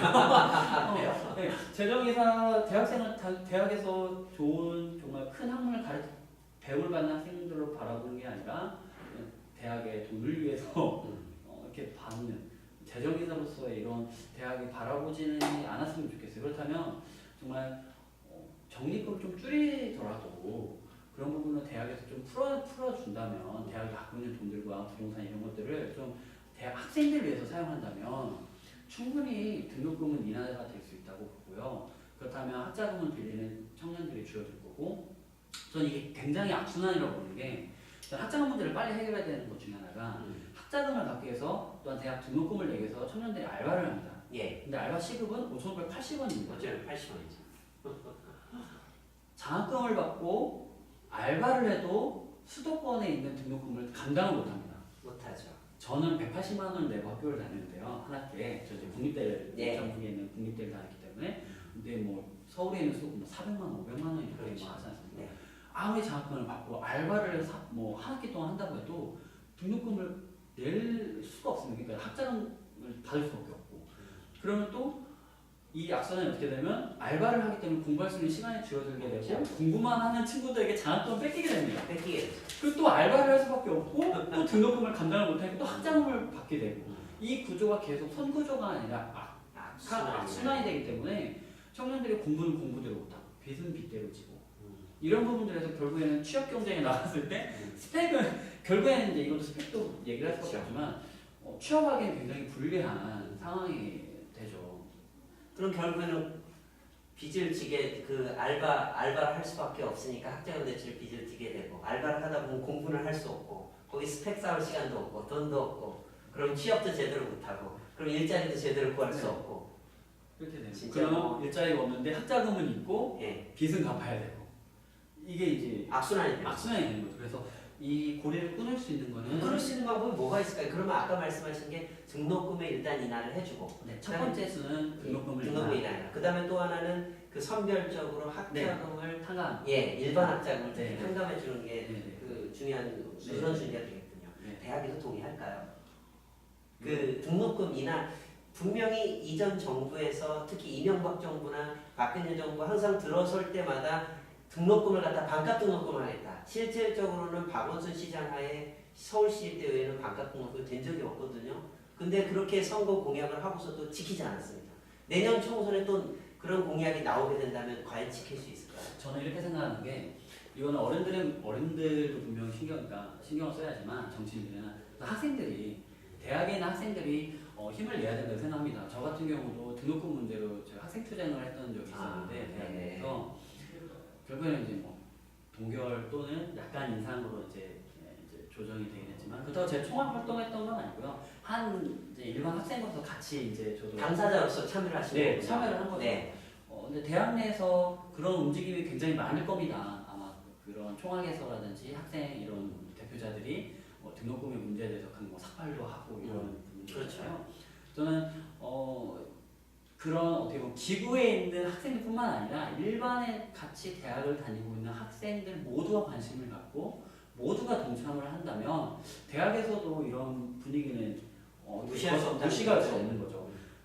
제가 말씀드린 총학 해봤자 몇 명이나 되겠습니까? 단대 학생회 해봤자 다 합쳐도 10명, 20명 될까요? 많은 숫자가 되지 않아요. 근데 만약에 대학에 제가 익산에 그 이제 원광대가 있는데 제가 알기로 10,000명 정도, 10,000명 이상의 대학생들이 이렇게 있다고 해요. 그중에 5,000명이 등록금 인하에 대해서 강력하게 주장을 하고 만약에 이제 이런 학교 내에서 운동을 한다면 대학에서는 그걸 무시를 못하게 되는 거죠. 그러면 제 생각입니다만 이번에 내년에 총선에서도 만약에 학생들이 그런 운동을 펼친다면은 그 후보자들이나 국회의원들도 전혀 무시할 수가 없겠네요. 네, 그렇죠. 그래서 청년들이 당으로 쳐들어가게 된 이유들이 그런 청년들이 당에 들어가서 자신의 의견을 내고 입장을 내고 어떻게 보면 기존 정치인들이 법을 만들 때 이런 의견을 낼 수 있도록 이런 거죠. 어떻게 보면 너가 이런 법안을 너희 정치인들이 이런 법을 만들 때 우리는 지지하겠다. 결국은 근데 청년들은 투표권이 있다라는 거죠. 그렇죠. 투표권이죠. 그럼 어떤 정치인들이 마다하겠습니까? 그럼 자기한테 투표권이 해준다는데 근데 기존의 지금 구조는 청년들이 그런 힘이 없는 것처럼 보여지고 있고 저는 힘이 없다고 생각하지 않지만 힘이 있다고 생각하십니까? 네, 힘은 있는데 없는 것처럼 보여져 있는 지금 상황 청년들이 지금 아직 어떻게 보면 쳐들어가서 이렇게 파이팅을 하지 않는 상황이기 때문에 기존 정치인들이 인식은 하고 있지만 설마 하고 있다고 저는 생각을 하고요. 있고요. 진짜 청년들이 이렇게 힘을 낸다면 정치권뿐만 아니라 대학 문화 그리고 대학 내에서의 그런 문제들 학생들과 대학 공부가 또 많이 부딪히는 일들이 많이 있잖아요. 그렇죠. 가장 핵심적인 게 아마 등록금 문제가 내년에도 이제 인상할 것일까 동결할 것일까 이런 문제가 나올 것이고 이럴 때 학교에 있는 청년들이 먼저 힘을 냈으면 좋겠습니다. 서로 연대하고 힘을 내서 학생 아직 안 죽었다. 우리는 재정기사가 아니다. 이런 것들을 좀 강력하게 외친다면 대학 본부가 아무리 이렇게 막 발뺌을 한다 치더라도 그리고 좀 이런 것들 해야 됩니다. 대학 내에 여러분들이 대학이 갖고 있는 자산이라든지 부동산 이런 것들을 여러분들이 꾸준히 문제 제기를 하셔야 되고요. 이 돈이 어떻게 쓸 건지에 대한 대학 본부의 질의를 하셔야 됩니다. 대학들이 만약에 정말 학생들을 위해서 모아놓은 돈이라면 정말 이런 것들을 여러분들을 위해서 만들고자 합니다라는 정말 정확한 플랜이 있고 계획이 있다면 학생들은 지지해 줄 거고 그냥 단순히 먼 미래만 뭐 아무튼 먼 미래 뭐 보장성 보험입니다 이렇게 얘기를 한다면 그건 분명 잘못된 거니까요. 그래서 그런 학생들이 이런 것에 대해서 문제 제기를 하고 단순히 그냥 등록금 인하를 외칠 게 아니라 오히려 그런 부분에 대해서 더 대학 본부와 이성적으로 그리고 대학 본부를 압박할 수 있는 압박하고 숫자로 좀 도전을 좀 하긴 해야 되거든요. 제가 봤을 때는 그 내년 총선도 마찬가지고 그 다음에 대학에도 그런 충분한 압박을 숫자로서 할 수 있어야 되겠네요. 좋은 말씀이십니다. 그리고 이 등록금 인상, 동결 문제는 여러분들의 문제이고 당사자, 청년들의, 학생들의 문제입니다. 직접 참여하지 않으면 이걸 갖다가 그 정치인들은 무시하기 쉽거든요. 꼭 참고하셔서 하셨으면 좋겠습니다. 그 여러 가지 또 얘기를 해봤었는데요. 하나 좀 얘기가 조금 빠졌다 싶은 게 하나가 있습니다. 이 주거비, 청년들의 주거 문제인데요. 요즘 이제 전월세 폭등이라든지 아니면 하우스푸어 그 문제는 어떻게 보면 학생들하고 좀 거리가 먼 문제로 보이긴 하지만 제가 듣기로는 학생들이 요즘 기숙사가 수용률이 얼마 되지가 않고 그 다음에 민장 기숙사가 있는 경우가 있는데 상당히 비싸죠. 네, 밥값도 따로 내야 되고 그 돈도 따로 내야 되고 상당히 부담이 크고 부모님들도 등골이 휘어진다고 하는데 그런 부분에 있어서도 해결책이 그러면 등록금이나 마찬가지라는 겁니까? 아니면 또 다른 것이 있을까요? 주거비 문제는 지방과 수도권이 좀 차이가 있긴 하지만 동일하게 이제 주거권에 관해서는 고민을 하고 있는 거죠. 뭐 서울에 있는 대학생이 지방에 내려가도 이제 살아야 되니까. 그렇죠. 잔실한 네, 등록금은 등록금대로 나가고 식비와 주거비가 나가고 있는 상황이고, 그리고 특히 지방에서 서울로 올라가면 또 더 큰 더 비싸죠. 네, 더 비싸기 때문에 뭐 서울에서는 이렇게 전세금을 뭐 이렇게 학생들을 위해서 이렇게 빌려 이렇게 전세금 그 빌려주는 게 있는 걸로 알고 있습니다. 임대주택이 있는 걸로 알고 네, 있습니다. 임대주택 이런 것들을 해서 제가 아는 지인이 이제 후배 대학생도 그렇게 해서 이제 서울권에서 이제 학교를 다니고 있긴 하지만 어떻게 보면 그게 완전한 해결책이라고는 두 번째 얘기가 없죠. 지금 보기 어렵죠. 네. 그래서 저는 그 민자기숙사 같은 경우는 참 학교에 그 말로는 학생들의 뭐 좋은 편의시설과 이런 것들 얘기하지만 부담감을 결국엔 학생들이 갖게 되는 거잖아요. 저는 아까 그 만약에 기숙사 문제, 주거 문제라고 봤을 때는 이게 참 이해타산의 문제인 것 같아요. 저희 만약에 기숙사를 늘린다고 했을 때 모 대학에서 최근에 이슈가 됐던 게 그 지역에 있는 원룸과 또 뭐 이렇게 하숙하시는 분이 또 반대 투쟁 다 들고 일어나셨군요. 왜 기숙사를 더 지으냐, 왜 다 망하라는 거 아니냐, 이런 문제를 많이 이제 문제 제기를 해요. 왜 기숙사를 짓는데도 막 왜 들고 일어나나요? 그 월세 못 받으셔서 그런 건가요? 저는 이제 그렇게 생각을 이제 하고 있죠. 결국엔 기숙사를 많이 지으면 학생들이 기숙사로 들어갈 것이고, 그럼 이제 자취를 하고 있는 기존에 이제 어떻게 보면 원룸 주인한테 고객이죠. 고객이 이제 뺏기는 거니까. 네, 그런 것 때문에 하지만 저는 이런 부분에 대해서는 원룸이나 그런 주거 이제 뭐 자취 이런 운영하시는 분들의 욕심이라고 생각을 하고요. 대학생들이 돈 벌어다 주는 친구들은 아니지 않습니까? 근데 그분들도 먹고 살아야 되는 거 아닙니까? 그래서 제가 고민했던 것 중에 하나가 이런 원룸이나 자취의 문제에 대해서는 서로 그 대학과의 좀 조율이, 그러니까 일방적인 얘기를 하는 것이 아니라 좀 조율이 필요하다고 생각을 해요. 어떤 면에서 제가 경험했던 친구들은 기숙사를 많이 짓는다고 해서 꼭 기숙사 사는 친구들은 아니에요. 네. 제가 경험했던 친구들은 기숙사에 또 이런 장단점이 있기 때문에 자취를 했을 때도 장단점이 있고, 저도 기숙사에 들어갈 수 있었지만 전 자취를 했거든요. 뭐 이제 특성 단체 학교 생활하는 특성상 기숙사 생활보다는 자취 생활이 더 좋고 원룸 생활이 더 네, 독립적인 생활이 더 좋으시겠군요. 저는 충분히 이런 고객을 뺏긴다는 것보다 이런 그 수요가 충분히 있다고 생각을 하고요. 그러니까 이거는 원룸이나 자취하시는 분들이 너무 이렇게 먼저 생각을 하신 것 같고, 제가 그만 그 원대에서 1만 명이 있다고 제가 말씀드렸잖아요. 그 기숙사에서 1만 명을 다 만들 수는 없죠. 못 만들죠. 그럼 결국에는 이제 서울권이나 그러니까 거기 거주하는 친구도 있겠지만 적어도 2,000명, 3,000명, 뭐 1,000명의 친구들이 원룸을 살거나 이렇게 될 텐데 그 수요를 무시를 못 하거든요. 근데 없다고 그 학생들이 없다고 말은 못 한다고 생각을 해요. 그래서 저는 결국엔 경쟁이라고 봅니다. 그렇게 경쟁적으로 본다면 원룸하고 자취비도 내려야죠. 비용 자체를 내려라. 네. 경쟁 싸움을 해야죠. 서로 만약에 본다면 기숙사 비용과 만약에 민자기숙사가 있고 원룸과 자취가 있다 어느 학교에서 그럼 우리가 이 경쟁력을 갖춰서 서비스라든지 이런 문제를 갖고 낮춘다면 저 같으면 민자 안 가고 싼 데로 가서 싼 데로 가는 거죠. 근데 여기는 그대로 뭐 원룸이나 이런 것도 비싸게 받겠다. 비싸게 받으려고 하고, 그러니까 모든 분이 그러진 않으시겠지만은 학생 입장에서는 결국에 싼 데를 가고 좀 더 편한 데를 가려고 하지 않겠습니까? 그렇죠. 자유민주주의 경제에 싸고 결국에 싸고 좋은 데를 가려고 하는 건데 분명 그 지역 상권을 위해서도 가야겠지만 그 원룸이나 자취 그 운영하시는 분도 결국엔 자기의 어느 정도의 뼈를 닦는 그런 부분도 하셔야 한다는 거예요. 단순하게 그냥 기숙사 세운다고 투쟁을 할 게 아니라 그럼 우리도 이런 서비스를 갖추고 이런 비용을 하겠다 이렇게 했을 때 저는 소비자로서 뼈를 깎는 구조조정 정도 있어야 될까요? 어떨지 모르겠네요. 뭐 없앤다기보다니까 뭐 인하를 한다든지 결국엔 주거비가 이렇게 싸운다고 저는 봐요.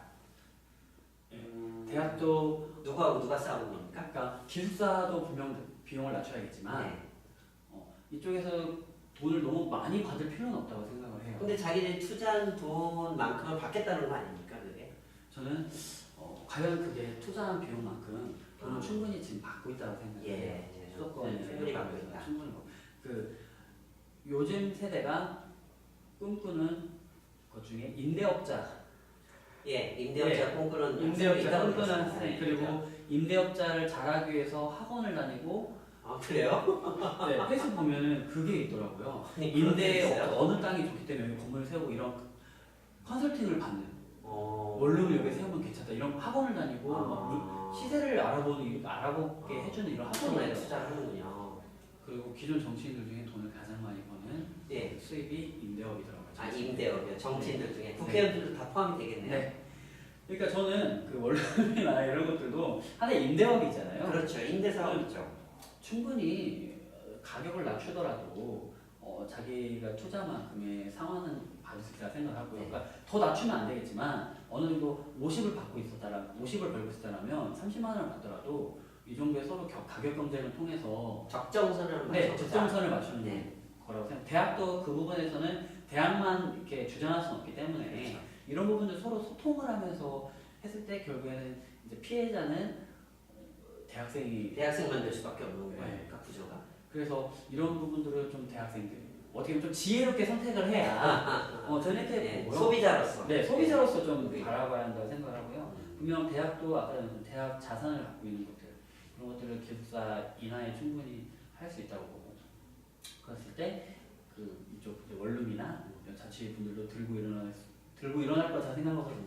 그런 부분에서는 그분들도 좀 뭔가 뼈를 깎는 노력이 필요하고 또 대학과 또 어느 정도 조절은 하겠죠. 협상이 필요하죠. 네, 협상에서 이 정도의 선을 맞추고 하겠다 이랬을 때는 단합이라고 말하면 좀 웃기겠지만 담합. 예. 네, 담합이라고 얘기했지만 결국에는 수혜자가 대학생이 될 수 있는 그런 선을 만들 수 있도록 예.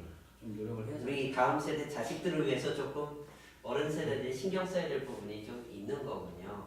제가 아는 주위 분들도 임대업을 하시는 분들이 있는데 못 버는 분들은 없습니다. 잘 보세요.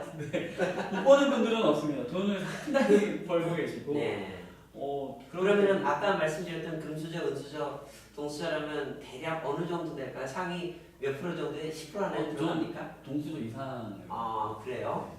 원룸 한두 채 갖고 있으면 굉장히 잘 상위 10% 이내면 괜찮다는 얘기군요. 상위 10%까지는 잘 아니어도. 아니어도 자기가 먹고 사는 데는 충분히 지금 지장이 없다. 지장이 없으시더라고요. 그리고 플러스 여가 생활할 수 있을 정도로 아 여가 생활까지. 네. 그렇게 하는 모습 보면서 그래서 학원을 다니는군요. 그런 것 같습니다.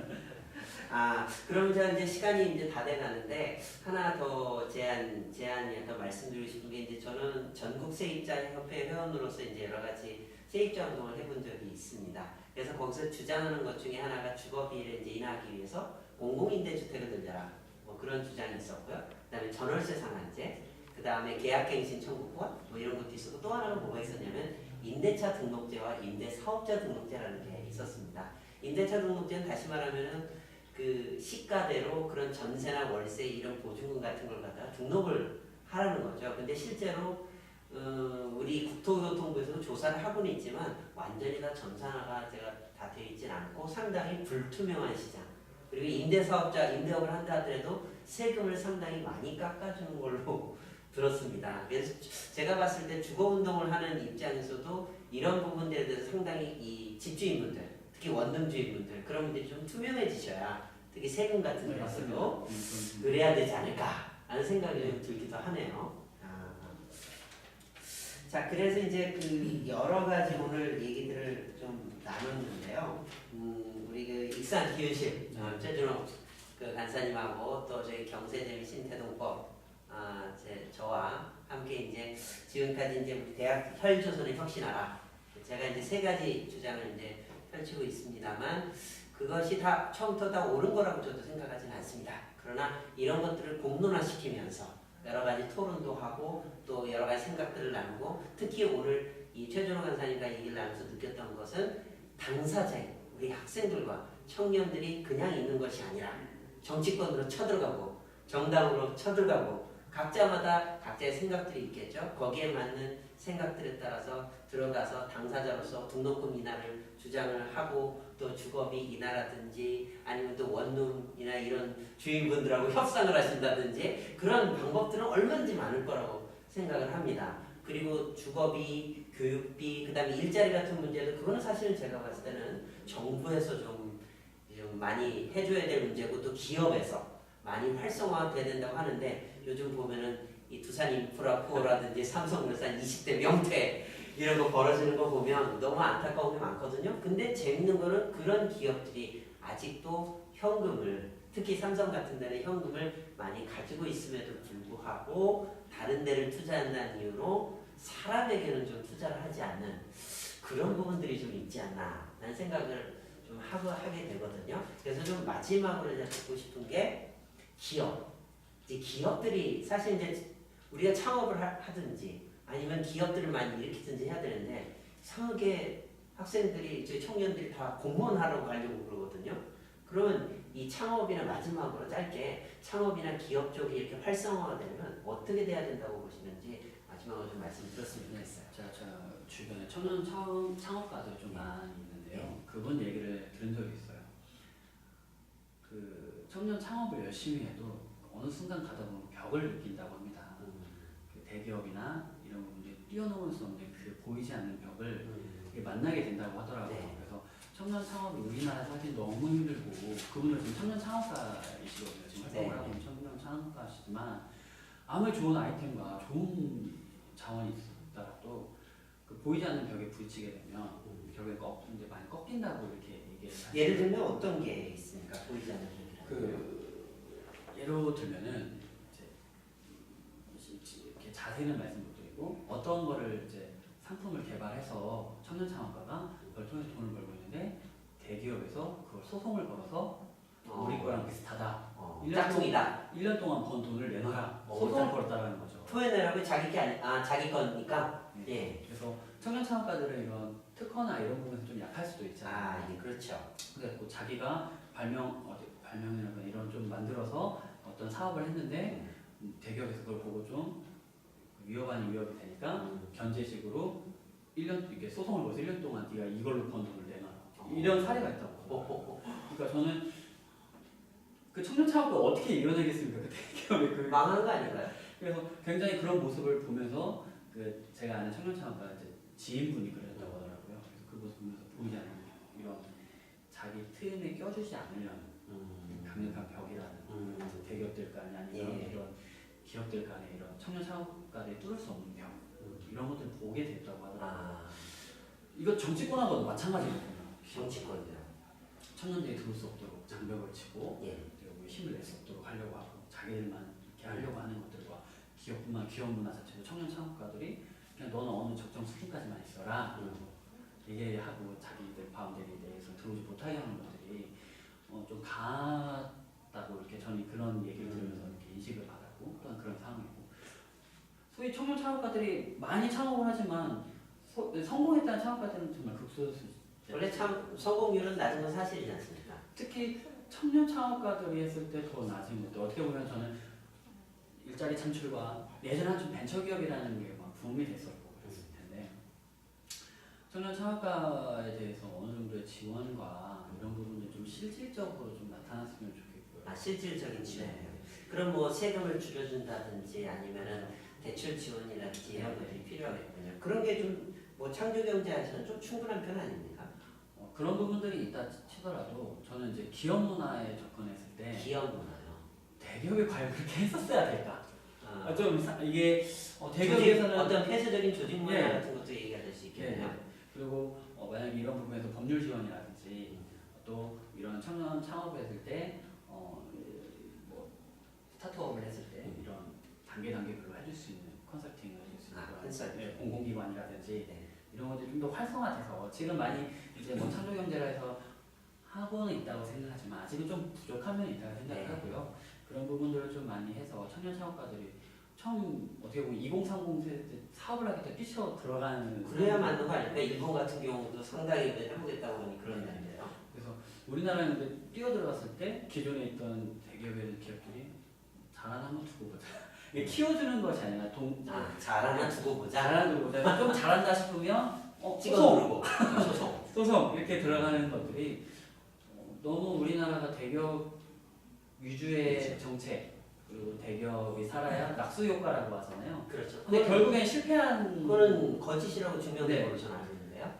근데 이게 지금 우리나라에서는 환상처럼 아직까지도 있는 것 같고 대기업 효과를 이렇게 너무 이렇게 과장해서 얘기하고 있는 것 같은 우리나라 경제 이런 것들이나 그분들이 청년 창업가를 많이 힘들게 한다고 생각을 하고요.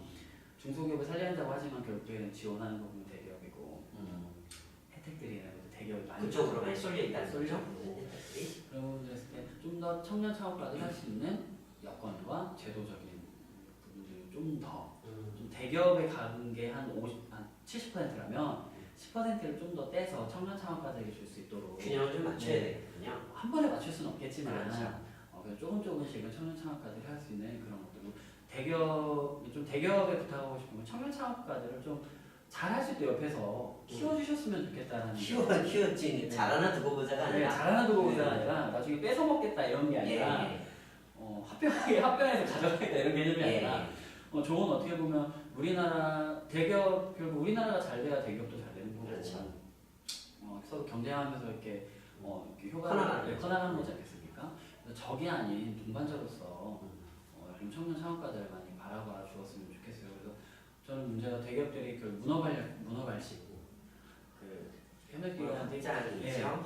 뭐 프랜차이즈, 편의점까지 골목 상권까지 다 들어가고 그리고 뭐 대기업이 막 이제 기업들 밑에 기업들을 해서 이렇게 안에서만 돌리게 하는 경제를 인쇄를 자기 기업을 만들어서 인쇄로 해서 안에서 돌리는 게 표현 재밌는데요. 안에서 돌리게 되는 거잖아요. 그래서 다른 지역 상권들이나 아니면 중소기업들이 죽어날 수밖에 없는 대기업이 과연 그런 데까지 손을 뻗쳐야 되나? 청년들이 결국에 창업했을 때 처음에는 큰 건 아니더라도 지역 상권 그렇죠. 시작해서 점점점 들어가는 건데 그런 지역 상권을 누릴 수 없을 정도 대기업이 너무 많이 들어가니까 아예 청년 상권뿐만 아니라 지역 일반 하시는 기업분들이나 지역 상권 분들조차도 없어지게 되잖아요. 저는 이게 봐서 좀 대기업들이 좀 이런 기업윤리라고 말하면 기업 문화적인 측면이 네. 좀 있겠네요. 네 그런 부분들을 좀 어느 정도 좀 이해를 해주셔서 청년 창업가들 근데 너무 이렇게 얘기하면 기업은 결국엔 또 돈을 벌기 위해서 이렇게 그렇죠. 이해할 수 이해를 없지만 창출하게 하는데 그렇다면 너무 삭막하지 않습니까? 상생이 좀 필요하겠죠. 네. 그죠? 상생 경제가 상생. 너무 삭막하다고 생각해요. 저는 거의 좀 그렇게 됐을 때 결국엔 대기업도 망하게 될 거라고 저는 생각을 하고 좀 더 멀리 보고 당장의 이익보다는 좀 더 멀리 볼 수 있는 대기업에게는 좀 그런 걸 요청하고 싶고 청년 창업가들에게는 저도 창업을 해보진 않았지만 네. 제 주변 창업가들 봤을 때는 이게 조금 좀 터무니없지만 힘내시라는 말 네, 힘내시라는 말 그리고 좋은 아이템과 좋은 아이디어들 그런 것들이 분명 핫 이슈가 되고 분명 그런 걸로 이제 성장하시는 분들도 있고 저랑 같이 그 얘기했던 분도 정말 좋은 아이템들로 이렇게 성장하고 계시더라고요. 그런 분들 있기 때문에 서로 상생. 네. 그렇게 해서 저 오늘 시간이 많이 좀 지났는데요. 좀 더 그 멀리, 좀 더 상생하는 그러한 이 기업들도 대기업들도 이 우리 창업가들과 이 청년들과 함께 그러한 그 환경을 기업 문화를 만드는 것이 참 중요한 것이 아닌가. 얼마 전에 그 많은 여러 대기업들이 신입사원들과 그 20대 명퇴라는 걸 잘라내는 걸 보면서 참 안타까움이 많은데 서로 살 수 있는 길을 좀 더 찾으면 좋지 않을까라는 생각이 들곤 하는데요.